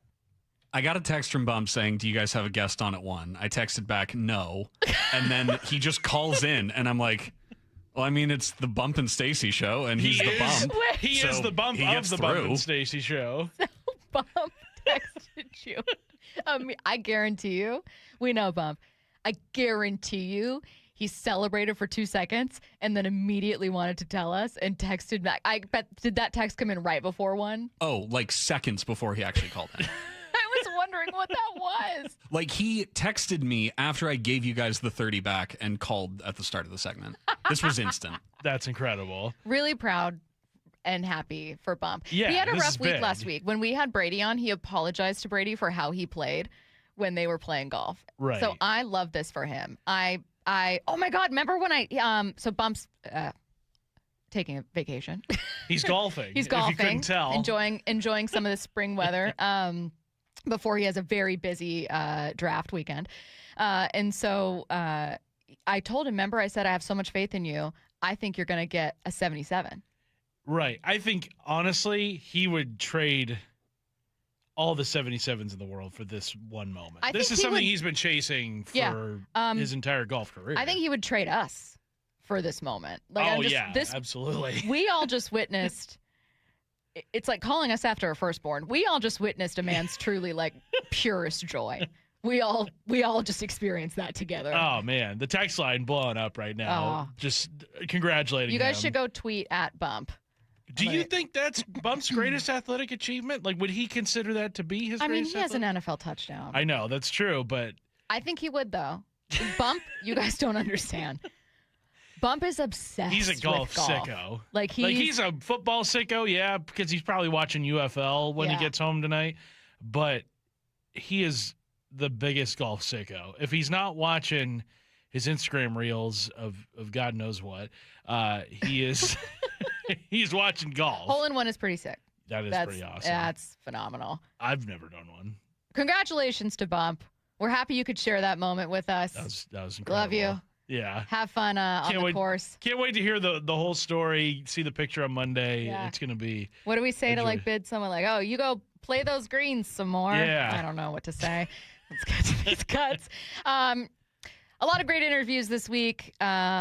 Most of these actually with us. And then Dan and Jeremiah, great interview with Brock and Salk. Let's get to it. Thanks for sticking with us from this week. We're going to start with Dane Brugler, who, if you guys haven't checked out The Beast, a 630-plus page draft preview. We got a copy sent to us today. It's in our sports pit. It is like a Harry Potter book. Yeah, it's like a Bible. You can flip to the 14th ranked corner, and he'll tell you about his whole family. Yeah. He'll be like, he's allergic to peanuts. He's got like the top 25 to 50 ranked punters. It's insane, but it is a great way to prep. And so we brought Dane on, and we were like, okay, we want to ask you a lot of questions, but we also want to go Seahawks specific here. So Dane, you know everything about this draft. What do you think the Seahawks do at 32? Yeah, well, to your point, I think it makes a ton of sense for them to move back if the opportunity is there. Entering the draft with 4 picks is something that I expect to change. Somehow, some way, they'll figure out a way to get an extra pick or two. It might be trading back at 32, a team looking to get back into the first round for that extra fifth-year option. But, yeah, it's something that I think will be a priority for this organization. But if they're stuck at 32 and there's the opportunity isn't there, I think they will have options, whether they want to go corner, like a Colton Hood from Tennessee. I think that would make sense. Chris Johnson from San Diego State was one of my favorite players in the draft. We don't usually get the group of 5 guys anymore in the first round just because we see those guys transfer. But some of the guys that stay loyal to the coaching staff that recruited them, developed them. The NFL teams are still have eyes on them, and Chris Johnson's one of them. 6 foot, 4.40 speed. Fits all 32 teams because he can play man, can play zone, can play off. Likes defensive back, specifically a corner, looking at Colton Hood, maybe Chris Johnson. Speaking of Bump, by the way, perfect timing. Bump has been a real champion of Chris Johnson. Really likes him as a fit for Seattle. Chris Johnson's his 4th child. That's kind of how he's. No, it's Efton Chisholm the third. That's right. Chris Johnson. He just keeps adding on. Yeah, he's expanding the family. I would not be mad at the Seahawks going defensive back with their first pick, wherever it is. I just think you got to come away from this draft with Jadarian Price at some point. If that's, they trade back to like maybe pick 35, 36 or something, you're able to pick up enough draft capital to then trade up from pick 64 to somewhere maybe in the 50s. Mm-hmm. If you can get a cornerback and Jadarian Price, I think I asked Derrik Klassen what would get an A grade for the Seahawks, considering they have so few picks. But if they were able to get a DB and Jadarian Price in the first couple of rounds, that would get an A grade from me. I think the reason Jadarian Price is so incredibly tempting to people is because of what the Seahawks need. So naturally we asked Dane, okay, well, there are guys that the Seahawks might like. You want to go with the best available. But what happens when you do have a real need? What happens when you do want to add depth and there's a running back right there? Yeah, I think traditionally they've done a nice job of blending both, where, they're not going to force the issue if the right player is not there.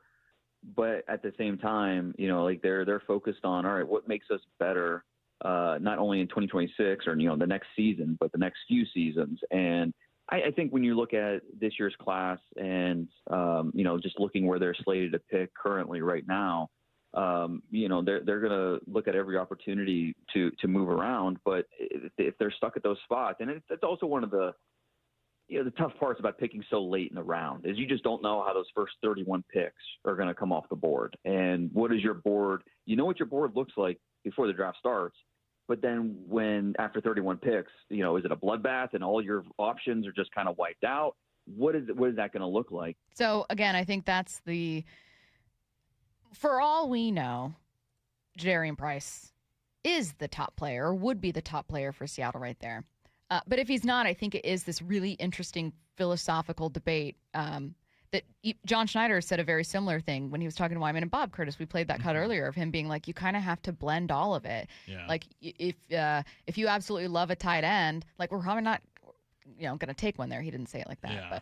But however, you do have to be aware of what your team needs. So we try to just stick with like, who is our team? Who Right. helps our team?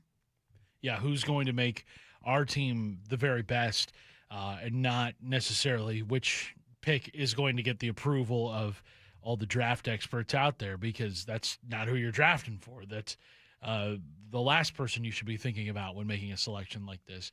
I think the Seahawks needs heading into this draft might kind of supersede the whole best available player. Now, I get that if the best available player happens to be like a cornerback or something like that, then yeah, go ahead and take him. But I don't know how you can continue, or I don't know how you can enter the season with the running back room looking like it does right now when it's so unproven.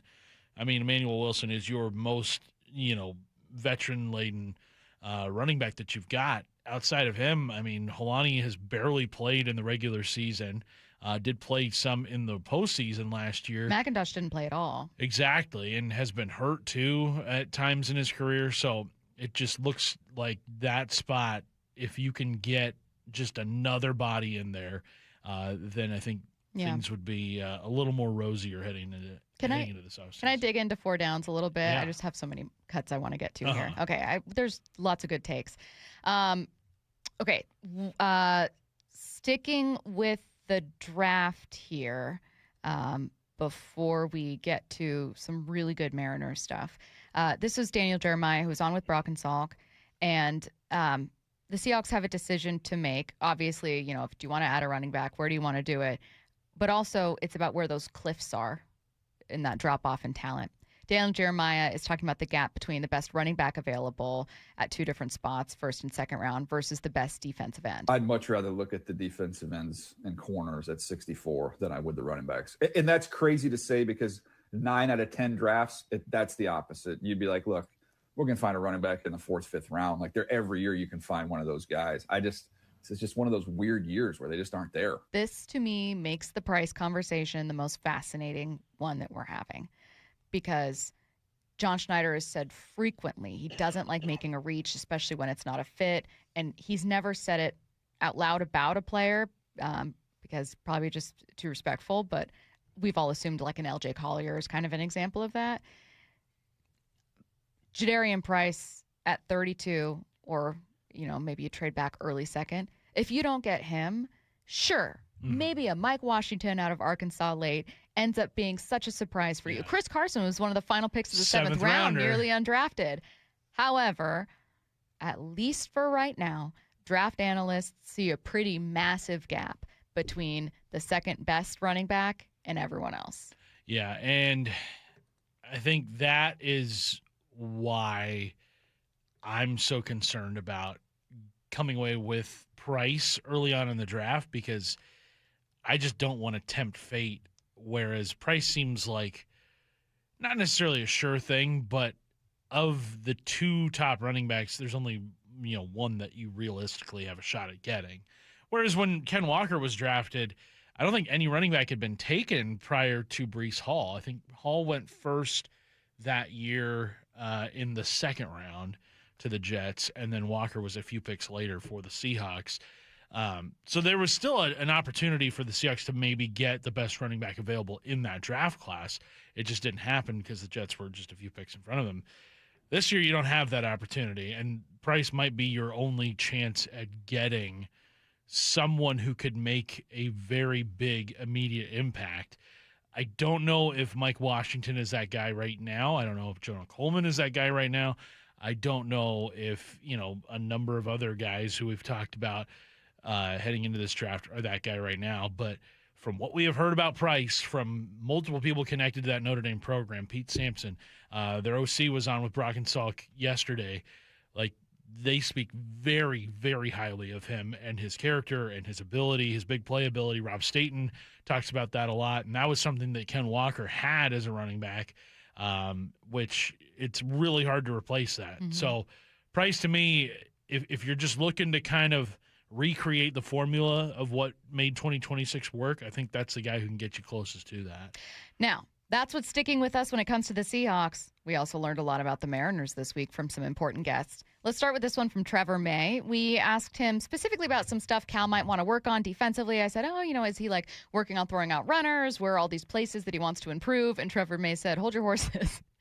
Trying to be excellent everywhere is going to be hard for a catcher all season long. Eventually, you just need to make a trade-off. I just think it's like to the point where he does so much that some things are going to suffer from fatigue, or you have to kind of let certain things go. It's kind of like in the catcher, we've seen catchers change by putting their knee down to save their knees a little bit, save a little bit more energy through the game, and also get that lower pitch to frame. Like that was a kind of two motivations to make that change. It was a trade-off. And I think that maybe as he gets a little older and plays a lot more, because he plays a lot of games and he DHs when he's not catching, that there's going to be these trade-offs that start to happen where he's like, you know what, I'm okay if I don't throw every single person out, or I'm okay if I don't grab every strike because I need to be able to swing a bat because I'm exhausted. And then they go deep and they played every possible game they could have played in the playoffs as well. So they went so deep and then he went and played in the WBC. Like at some point you're going to become a tired guy. What's sticking with you about that conversation? I think it's a very real consideration that's going to need to be made soon. And Cal's 28 going on 29, or he's already 29? I think he's 29 going on 30. I don't know for sure. I think he's 29. But as we've seen with nearly every great catcher, they later on in their career, they are not behind the plate as much, or just simply aren't as effective behind the plate as much. There are the rare exceptions, guys like Yadier Molina, Pudge Rodriguez. Cal is a better hitter, I think, than Yadier Molina was, at least definitely power-wise. Pudge, I think, is a rare exception in that he was an elite defensive catcher and a great hitter throughout most of his career. I think Cal is definitely nearing a point in his career where he's probably going to have to take a good look in the mirror and say, all right, what do I want to be going forward? Where is my value to this team the most? And I think it's with the bat. I think that is the most important thing for him. And so if that means maybe not behind the plate as much, taking a few more DH days for himself, if that's what's ultimately going to help the Mariners, then I think that needs to be a consideration. Which is fascinating because overall catchers are valued for their defensive aptitude over a bat, and it's why bad offense from catchers is so acceptable, because you're like, yo, do you know how hard this is? Like, if a guy's able to lead the pitching staff and call pitches and steal us strikes and throw guys out and do all these things, that's worth it. Like, he doesn't have to be the best hitter on the team. Unfortunately for Cal, the power that he brings is necessary for this team's path to a World Series. And there's going to be so much scrutiny on him this year. He has been exceptional defensively so far, at least statistically, to start the season. But to Trevor's point, maybe some of that has to slip a little bit. Maybe you, don't have as many days behind the dish, which I'm sure he's not going to love. Right. And I don't know what that means for the pitching staff. I don't know what that means. You know what I mean? But there are not as many catchers whose bats would matter as much. Correct. There's no catcher in baseball right now whose bats matter as much. I think you could count on maybe one hand over the course of baseball history a bat from where a catcher. Were like, this guy's really, we need him. We need this guy in our life. It's the Mike Piazzas. It's the Johnny Benches. Pudge Rodriguez is another one. Buster Posey. I think Joe Mauer. That's about 5 or 6 guys. Think about how bad they are with slugging right now. Yeah. Like that they're missing it. And in large part, that's because Cal hasn't been – Julio's part of that too. There's a lot of guys that have power that just aren't showing it. It's not only Cal. But, what Cal's doing in terms of, ABS challenges that keep runners from advancing, lots of ways where he's winning defensively, it's still not quite enough because that slugging isn't there. Yeah. Right now it is more important. It is. And I can't believe I'm saying that. It kind of goes against baseball logic, but it's just how this team is constructed. Yeah, they got to have Cal's bat. What do you think is up with Naylor? Is it a timing thing? With Cal, it feels timing and approach to the plate. I don't necessarily think it's a timing thing because his strikeout numbers are kind of in line with where they've always been. His walk numbers are kind of always in line with where they've been. Like his eye is still there. Mm-hmm. It's just the quality of contact doesn't feel as big as it was a year ago, where last year he was coming up with doubles and home runs like crazy. This year it's just a lot of soft contact. That is the next thing we learned. We'll go last thing here. Jordan Schusterman was on with us, and he said that Cal and Naylor's slumps are different. With Josh Naylor, it's not a matter of strikeouts, right? It's a matter of actually impacting the pitches that he can do damage on, because he can make contact. The problem is he's just making a lot of bad contact. He is someone that will chase outside of the strike zone, and it seems like the pitchers are kind of finding ways to get him to just swing at bad pitches and roll over weakly or pop out. And that's a different kind of genre of poor offense that is not particularly fun to watch. It's very different than Cal and Julio striking out a million times, but it's also frustrating and can contribute to kind of some offensive slumps. Now, we did have a couple strikeouts the other day, and I know that doesn't, if you're just looking, keeping score, it doesn't look like that. You're just seeing Ks and you're like, oh, I see strikeouts. Yeah. But I think he's right, because that's what you're seeing from Naylor. Is just like there's contact, it's weak contact, or some unlucky, Ty France snagged a would-be hit, but it's. I was encouraged by the series finale against Houston, the 2 home runs, obviously. Oh yeah, and those weren't cheap home runs either. Those were, towering shots, especially the one off the batter's eye in center field. I do kind of wonder if that leg kick is something that is going to help him long-term here, or if that was maybe a short, quick fix. I hope that it is something that kind of opens things up. He's back at home for the next 6 games, a place where he, in years past, or not years past, but last year, with Wyman and Bob saying he loves hitting in Seattle. So maybe this is going to be a big help for him, having the next week at home, basically, against the Rangers, and then against the A's starting next week. So I'm hoping that the offense kind of picks things up here. I know it's going to be a tough test against this Rangers pitching staff. Again, the same pitching staff that shut you down earlier this season in that 3-game series. Those are the same 3 starters you're going to see this week. But I think being at home does something for this team that you just can't really quantify. I mean, you look at their record at home this year already; it's 7-4 compared to 1-8 on the road. When they were here against Houston, it did feel like a lot of the juice from last year was still around, still around the building, and so I think coming home, especially after a tough series like that, is going to be really, really important for this ball club. Let's jump right into that series, talking about what we want to see and what we need to see in this series against the Rangers next. After reaching the NFL's mountaintop, the Seahawks win Super Bowl 60. The work continues for the Seahawks to keep the foundation strong.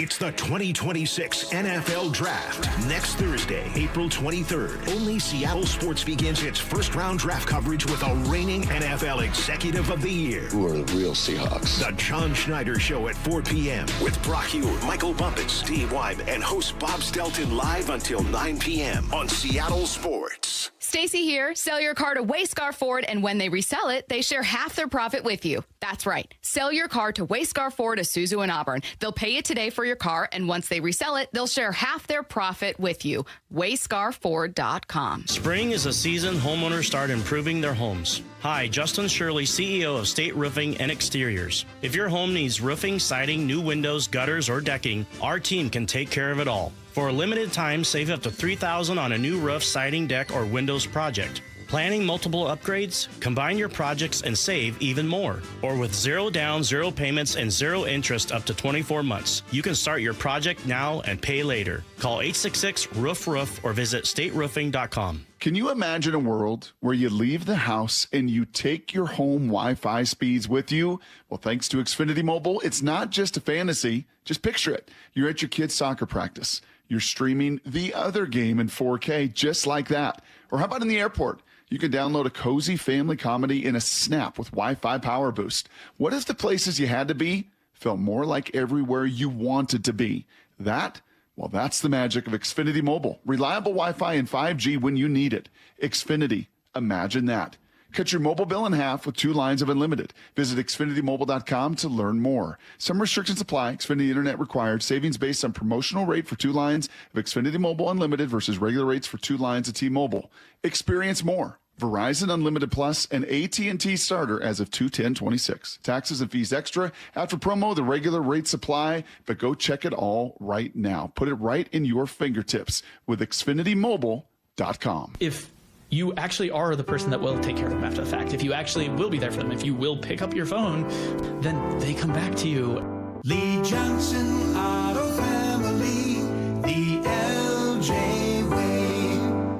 A bases clearing, 3-run double by Josh Naylor. Holy smokes. Are you planning an event in 2026? Make it unforgettable at T-Mobile Park. Mariners suites and group tickets are perfect for any occasion. Fundraisers, school outings, work parties, family celebrations, and more. Enjoy customizable catering, flexible setups for 14 to 400 people, and epic game day views, all with the help of a dedicated Mariners rep. Get ahead and start planning your event today at mariners.com. How was your break? It was great until I stopped for gas. Prices have gone up almost $1 with no end in sight. I might have to start watching how much I drive. That's exactly why I use Upside. I never pay full price for gas with the free Upside app. Upside? Yes, Upside. It's the free app that gives you cash back just for buying the gas you're already buying. So even with the rising gas prices, I'll never have to limit how much I drive. Does that actually add up to anything? Just last year, I made over $200 with the Upside app. Wow, that's serious extra cash. I'm downloading the free Upside app right now.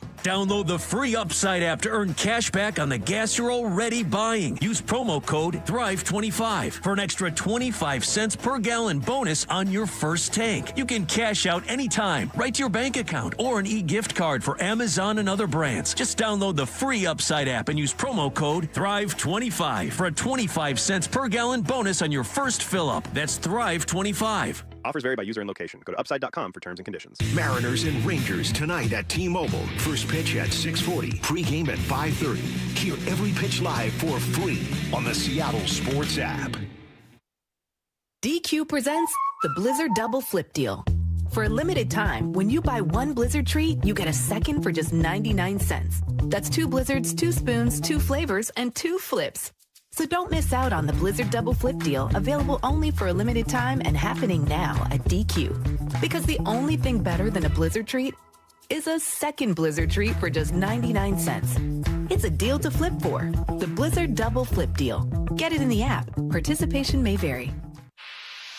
Pump up the volume. Business moves fast. Orders roll in, deadlines close in. When you ship with USPS Ground Advantage, you can keep up with confidence. Every package stays in our secure network from dock to door. And with nationwide reach, dependable tracking, and upfront affordable pricing, you get built-in peace of mind. You run the business. We run the routes. Visit USPS.com/Ground Advantage to learn more. Your old furnace ain't nice, and your toes are like ice. DayandNight.net. This month, Day and Night gives you a free furnace with the installation of an AC or heat pump.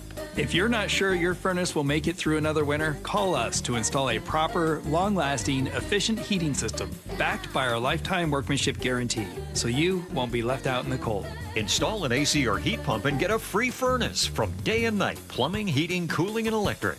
DayandNight.net. Well, spring is all about getting ready for summer, isn't it? Hey, Brock Heward here. And working out in your own home, well, it is the best. We've been doing so for years. And you can allow Top Fitness to create your own home gym. And right now, get spring special financing with 0% interest for 12 months. Plus, mention me and receive an $150 credit towards any purchase over $1,000. Spring is here. So go get into Top Fitness with locations in Tukwila, Linwood, and Bellevue, or simply visit topfitness.com for more info. This hour is brought to you by Mazda of Everett. From the Quantum Fiber Studio, you're listening to Bump and Stacy. Weekdays 10 to 2. On Seattle Sports and 97.3 FM HD2. What I need to know coming up in 15 minutes. Get your questions in. Anything top of mind. Question about sports, non-sports. Doesn't matter. 866-979-3776. Curtis, the Mariners are beginning a series against the Rangers tonight here in Seattle. It's going to be Logan Gilbert against Jacob deGrom. Same pitching matchups as last time, I believe. This one starts at 6:40, 5:30 p.m. pregame show, Seattle Sports app. Let's talk about what we want to see and what we need to see. The want is an ideal version of something from this series. The need is like, no, really? I'm getting worried. I gotta have this. So what's one of yours? Let's just start tonight. I want to see Logan Gilbert go 7 again. I want to see him go deeper into these games as he has done his last 2 times out. We talked to Adam Jude. It feels like Logan Gilbert is kind of pitching more like what he was in 2024 when he led the American League in innings pitched rather than 25 where he was racking up the strikeouts, but also the pitch count was climbing higher and higher and higher. This feels like a Logan Gilbert that I'm comfortable with, that I think a lot of people are very comfortable with. Eat those innings, Logan. They don't have calories. There you go. I love it. Thank you. Okay, what do you need to see? What I need to see, I don't want to double up on what you need to see because it feels like a lot of people's need to sees are kind of the same. Focused on the offensive maybe production. Yeah, and I think it's from the same 3 guys. Why don't I say mine, Sure. and then we'll spend more time exploring it. So what I want to see, as in like if I don't, it's not the end of the world, but what I want to see, extra base hits. We have talked at length about this team slugging. With last year's home run leader, with Julio Rodriguez, with Randy Arozarena, with Josh Naylor, the Seattle Mariners are 28th in slugging. 2 teams are worse than them, the Reds and the White Sox. The Seattle Mariners are a World Series favorite. They shouldn't be that low. I know it's early, but the teams that are higher, not all of them, like the Angels are 5th. They're not going to be, I don't think, a playoff team. The Twins are 6th. They've had an incredible start. Twapril, as I'm calling it. It's like Rocktober, but cooler because it's less relevant. Yeah. Right? Like not all of these teams is the slugging indicative of what this offense is going to be. But you at least want to see some signs, right? Mm-hmm. Detroit, they're 16th. That's fine. I'll take 16th. Baltimore, 15th. Playable. I'll take it. Yeah. Phillies, good team, 18th. I'll take it. 28th. So I want to see extra base hits. What I need to see, like a non-negotiable, or I am going to be worried, I just said hits, plural. So we're talking singles. We're talking triples. We're talking a home run. But like 5 singles, just hits. Hits, plural. String them together. Just hits. That's what I need to see. I like it. I think what I need to see, I think the reason why maybe we're not as concerned about Julio is because this is just who he has been. Yeah. His first 4 seasons in the big leagues, and we have seen him snap out of it every single season at various points in the year. And I look at the 3 guys who are struggling the most in the lineup. What we need to see, what I need to see, is number 29 put multiple balls into the seats. I'm talking home runs 3, 4, and 5 on the year. There were a couple homestands last year where he would hit 4 or 5 in a weekend. Yeah, they came in bunches. They did, and I think this needs to be one of those weekends. I get that they're going to have some really good pitchers on the opposing side starting each of these games, but Cal Raleigh is also a really good hitter when he is on. One of the best hitters in all of baseball. Put up a 9-WAR season a year ago. Like that's not nothing. Okay, like that's one of the greatest seasons you're ever going to see. Well, I don't think it happens on accident. Saying Cal isn't going to hit 60 home runs doesn't do justice to Cal has been leading all catchers in home runs for now 3 consecutive years or 4, right? Yeah. So you don't suddenly become – he was elite last year, but you don't suddenly become bad after 3 No, and 4 especially years when you're in your prime seasons. Yeah. Like he's 20 – late 20s is where you are going to have your best years as a major league player. And I don't think he hits 60 home runs and then all of a sudden falls off a cliff and we never hear from him again. There are a lot of clout chasers out there that are like, oh, it's Chris Davis all over again. Chris Davis from the Orioles when he had like 50-something home runs and had a batting average near, I think, 300 one year and then just never hit again in his career. I think there was some extenuating circumstances with Chris Davis as to why he just fell off a cliff. It wasn't just performance-wise, but there's some other complicated stuff with that. But Cal, I think, just his skill set, you mentioned it, even in his worst seasons, is a guy that's going to hit 30-plus home runs and is going to hit, 220, 230.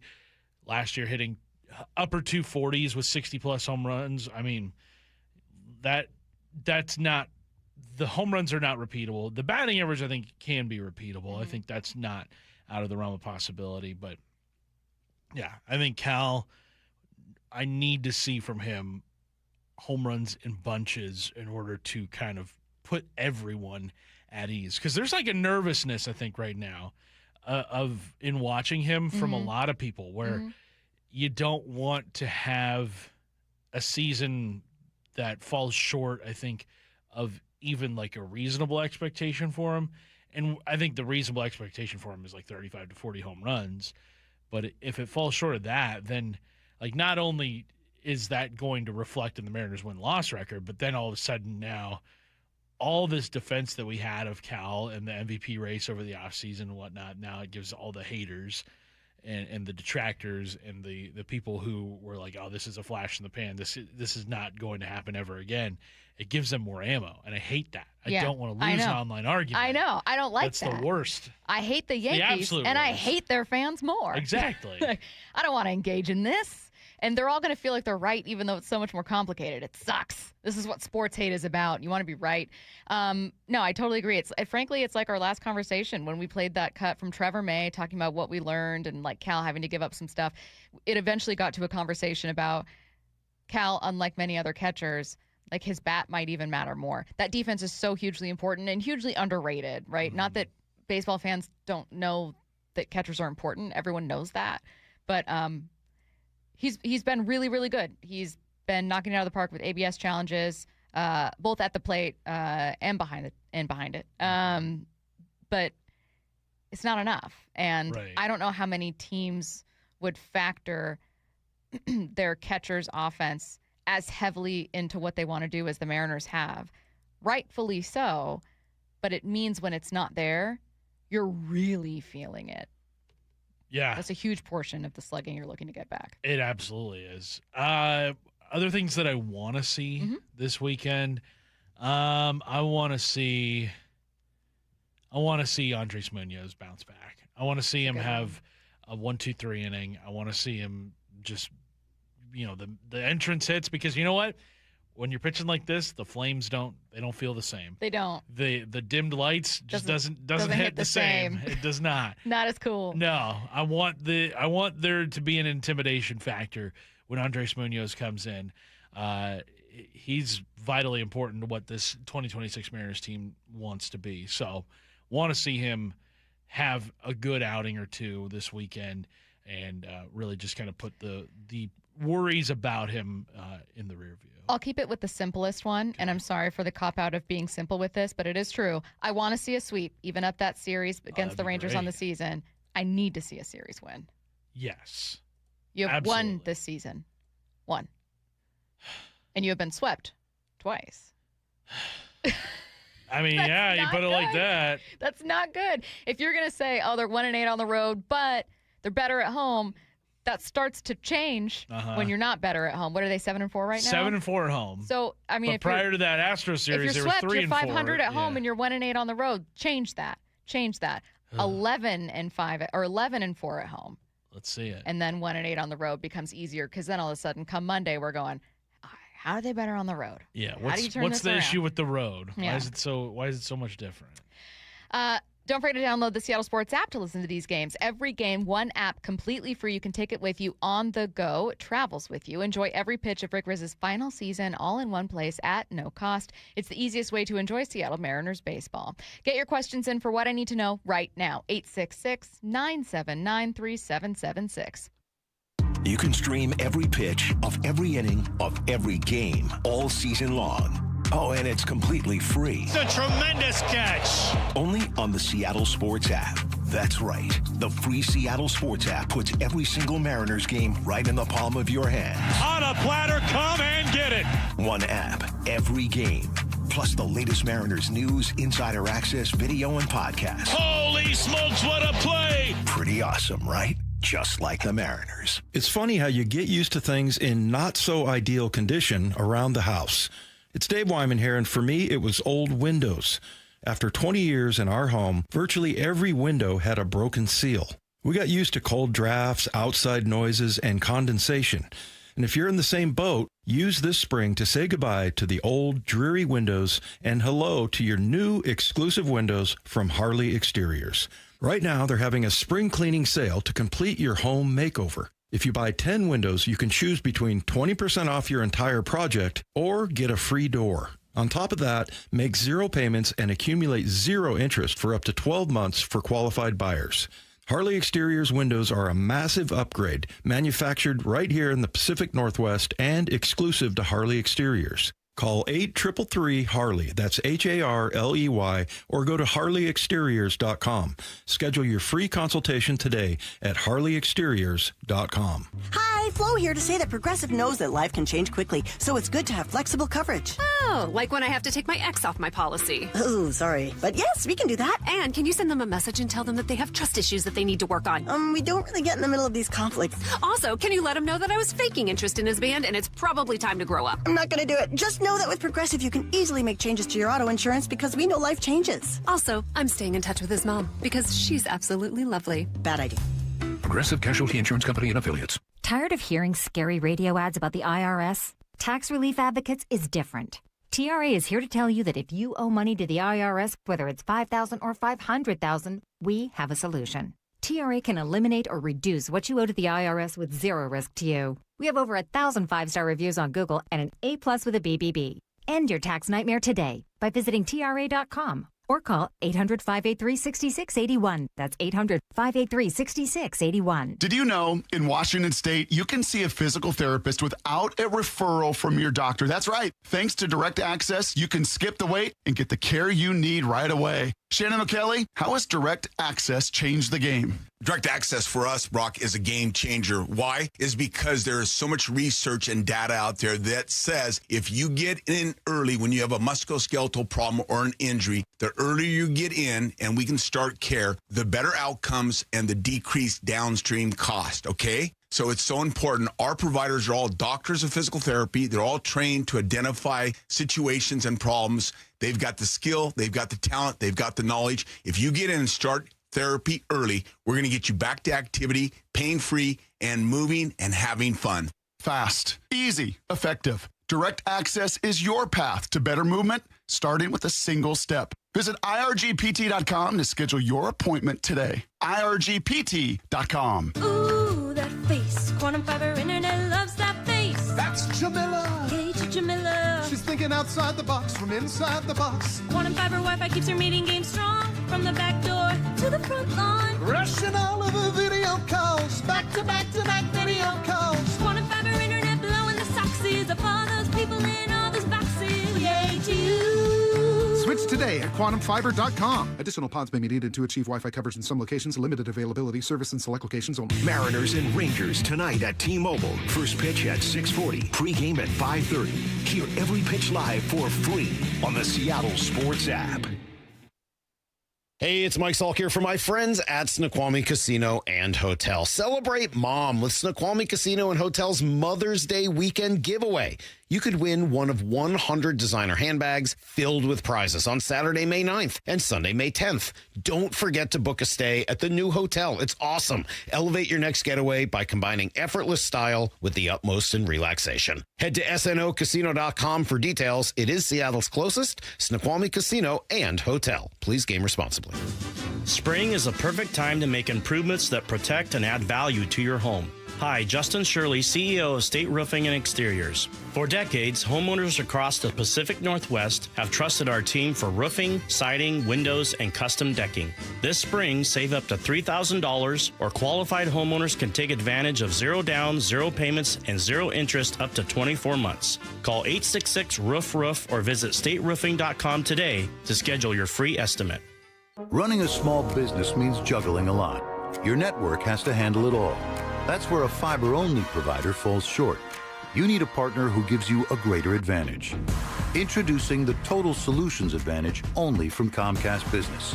A first-ever combination of the largest, fastest fiber-powered network the most reliable Wi-Fi, gig speeds with equipment and security included, and a 5-year price lock. Plus, it's all backed by a 30-day money-back guarantee. The Total Solutions Advantage only from Comcast Business. A new standard for small business with reliability, security, and savings in one. Switch today. Get started with a great offer as low as $60 a month. When you add it all up, no one does business like Comcast Business. Offer ends 6/1/26. New customers only. Requires 300 megabits per second internet and security edge. 1-year agreement, eco-bill, and autopay required.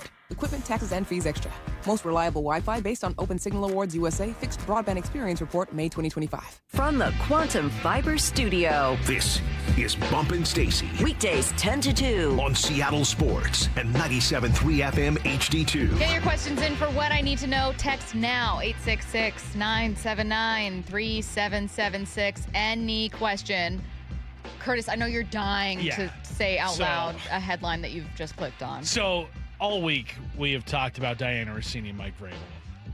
There has been another development. But a shocking one. Not what you think. That might not involve Mike Vrabel. We don't know. But the New York Post reporting that there was a car crash in Wyckoff, New Jersey on Wednesday night of this week involving a Jeep that rolled over and a Honda Civic. The Honda Civic cut off the Jeep rolled.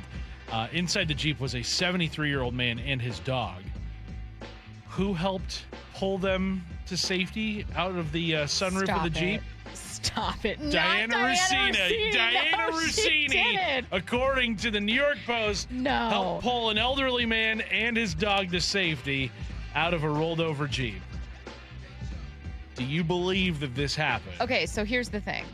I'm clicking on so this is from a local news site in New Jersey. So I clicked on that one, and it's a real news site. They don't mention Diana Rossini, so I'm wondering how the Post, did they look at the police report? Did they contact the police? They must have information that, this car crash is real. It happened. A man was taken to a hospital Wednesday night after a car crashed into his Jeep, causing it to overturn. A 17-year-old resident, all of that is the same stuff, turned onto its side. Yeah. So all of that's in there. This really did happen. Diana Rossini. Hero? There's no way. I don't know. No way. The New York Post was all over the first Diana Rossini story. She ran out and had a tall man put her on top of the Jeep to open the door. Who's the tall man, Diana? Stop. Who's the tall man? Stop it. Mike Vrabel. Let's Google search Mike Vrabel's height. What, 6'5", 6'6", 6'4"? 6'4". That's a tall man. They believe bystanders helped deal with the crash. We're not living in a real news cycle. This is all. Look, if it happened, shout out to her for saving somebody's life. I just got to say, it's incredible timing. Stop it. It's incredible timing. Curtis's conspiracy theory. It's Matt, not staged. hit the music. It's not. No, it's not. Matt, don't you dare. We're not going to. This is not real. This is a real. This is too good to be true. It's not staging a car crash, Curtis. There's a real person in this car. I don't know. Weird things happen in New Jersey. Stop the music. I've got questions. What I need to know, 866-979-3776. What I need to know. Did you watch Sky King on Hulu about that Horizon Alaska airline ground crew worker that stole the plane in 2018? I started it last night. It's from what I have watched, it's been really good so far. I remember where I was when that whole situation was going down. My now wife, she used to live in Tacoma during that time. Oh, wow. I was over at her house, and we were just scrolling on our phones, and I see the headline that a plane has been hijacked from SeaTac Airport, and I'm like, uh-oh, what's going on? I can't believe it wasn't something where people were terrified, is it going to crash into... Right, like the Space Needle. Just a sad story. Yeah, and so then we're following the reports and seeing that the flight path is heading south towards Tacoma, and so we immediately go into her backyard And then we're just like looking up at the Did you sky. see We're it? like, where's this plane? Because every other flight had been grounded in the area. Yeah. We never did see it. But then, later that night, I think it ended up crashing into near Chambers Bay. But yeah, just an incredibly sad story of him just going crazy. Well, I think it was like a dealing mental with breakdown. Yeah, dealing with depression But we were at the point in the documentary last night, just kind of looking at his childhood in Wasilla, Alaska, and just kind of, they had interviews with like his mom and all of the people that he grew up with. But yeah, it's I will never ever forget where I was during all that. I'll say this. I do have a response. Someone did text in about that story where allegedly Diana Rossini is someone who helped pull a 17-year-old driver from an overturned car. They said, how is pulling someone from a car saving their life? Was it on fire? Usually first responders don't want victims moved. Look, let me just say, not a lot of people actually spring to action to try to help someone. Yeah. So I think that to even do that it's not literally saving someone's life. It's just a human just watching out for other humans. Yeah. I can't believe this was this was not Diana Rossini. It was not Diana Rossini. It was another short Italian woman in New Jersey. There's a lot of them. There's no way. There's a lot of short Italian women in New Jersey. Absolutely not. A couple people texting in that they had either knew people that knew Richard Russell or had actually met him a couple of times. Crazy. Yeah. 253 says they saw the plane flying above. I'm gonna watch it this weekend. Yeah. I was working with CBS local. So it was in Seattle. It was like local news. Mm-hmm. Like we did obviously some sports, but we were doing news stories too. Yeah. That was the entire day. That was the whole day. Because I think it happened, was it a Sunday night when it happened? I don't remember. I just remember that I think it was was like a weekend. Huge story for us. Yeah. Maybe a Saturday night going into a Sunday, something like that. What I need to know. What's a reason you would call into the Bump and Stacy Show while on vacation? For Bump, who called us randomly and unannounced at one, it was getting a hole-in-one, his first hole-in-one. That's a good question. Man. I don't think you would. Yeah, probably not. I don't think. I don't think there's anything that could happen while I'm on vacation that would cause me to call. You were added to the cast of Survivor. You gotta sign an NDA though. I think with that. Maybe if I had been doing like Survivor press and then like, hey guys, guess what? I'm gonna be on this season of Survivor. See, I'm the opposite, where there's probably 20 reasons I would call in. I text into the text line when I'm not here. And I say stuff like, don't you guys miss Stacy? Or you'll send us videos of you listening to the show and be like, I'm Curtis, I'm Bump. Yeah. Or I'm having so much fun with that. Because you guys are like here. 2 of 3 friends I have. You know what I mean? So is Matt the third? No. No, absolutely not. What a ridiculous question. Sorry, I have 4 friends. You and Bump are 2 of them. So I still want to be involved. I still want to be included. And look, a sickness that you have as a host is truly thinking everything you have to say is important. So I need to share it with you guys. When you listen to the show, when you're not here, it's like that picture of the group of women who are laughing, and then it's the person standing next to the podcast, picture be like, parasocial relationships. Right. Yeah. Someone asked us, would you ever eat Madden chips? I combined 2 questions.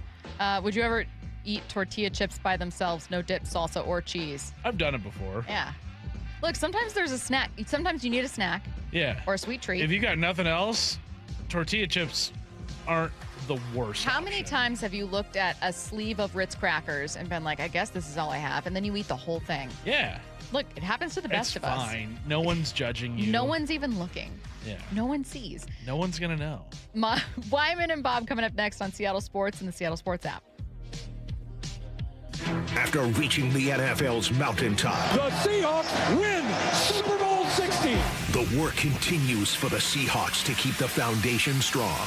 It's the 2026 NFL Draft. Next Thursday, April 23rd. Only Seattle Sports begins its first-round draft coverage with a reigning NFL Executive of the Year. Who are the real Seahawks? The John Schneider Show at 4 p.m. with Brock Hughes, Michael Bumpus, Steve Wyman, and host Bob Stelton live until 9 p.m. on Seattle Sports. Help keep our community safe and healthy during National Prescription Drug Take-Back Day, April 25th. Find a collection site near you at deatakeback.com. Do your part to lower overdose deaths and prevent drug misuse before it starts. Meet the company electrifying the marine industry. ARC, a fully electric boat that feels like a luxury EV. Significantly less maintenance and service, ARC is built to be as easy to operate as it is to maintain. Featuring heated seats and seat backs, a large display, easy handling, and impressive kick. You have to see it and experience ARC for yourself. Book a demo. They'll pick you up on Lake Washington, Lake Union, or Lake Sammamish if you can't come to them in Kirkland. Go to arcboats.com/demo. ARC. You have to see it to believe it. It's a brave face we put on. We never want to be any trouble. But you know, getting older isn't all smiles and birthday parties. Sometimes it's facing the fact that we are aging. And you know what? That can be pretty hard. If you need a little support or just want to talk to someone, 988 is here for you. It's free and it's confidential. Call 988 anywhere, anytime. A message from the Washington State Department of Health. Hi, Chuck here at Frank Lumber The Door Store. One of our most popular services is our match-up service, where we use your old door as a template to create a new door in your existing frame. Whether you need an interior or exterior door, this is a great way to change out your doors DIY style. And as long as we have what you need in stock, we currently have available space without a long wait for our same-day match-up service. Please visit us in Shoreline, where there's plenty of good parking. Also, check us out online at franklumber.com. I had pain, I had numbness in my feet. That pain and that numbness just got worse and worse and worse as time went on. This is Greg describing life with neuropathy. I went to 5 podiatrists, tried different treatments, tried different orthotics, tried different shoes, had cortisone shots in the tops and the bottoms of my feet. Saw a neurologist. All my medical doctors said, can't help you. Live with the pain. You're not going to be able to sleep. This is your life.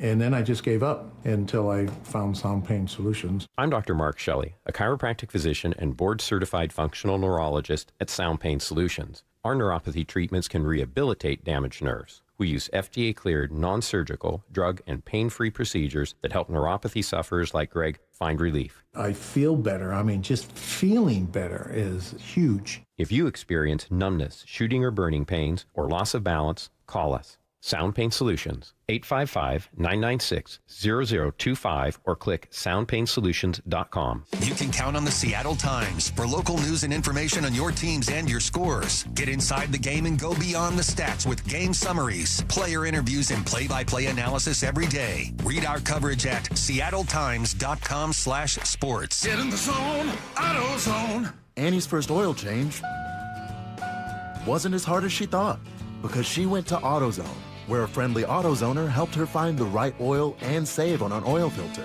He explained the job and showed her free how-tos on AutoZone.com. When she was done, AutoZone recycled her old oil for free. No hassles, just help. Everything you need, nothing you don't. Get in the zone, AutoZone. Restrictions apply. I know that hiring can be challenging. You need someone to match your role perfectly. Well, now you can meet them fast on ZipRecruiter. Build your team, build it sooner. Meet your match on ZipRecruiter. Just head to ZipRecruiter.com/free right now to try it for free. That's ZipRecruiter.com/free. Meet your match on ZipRecruiter. Try it free.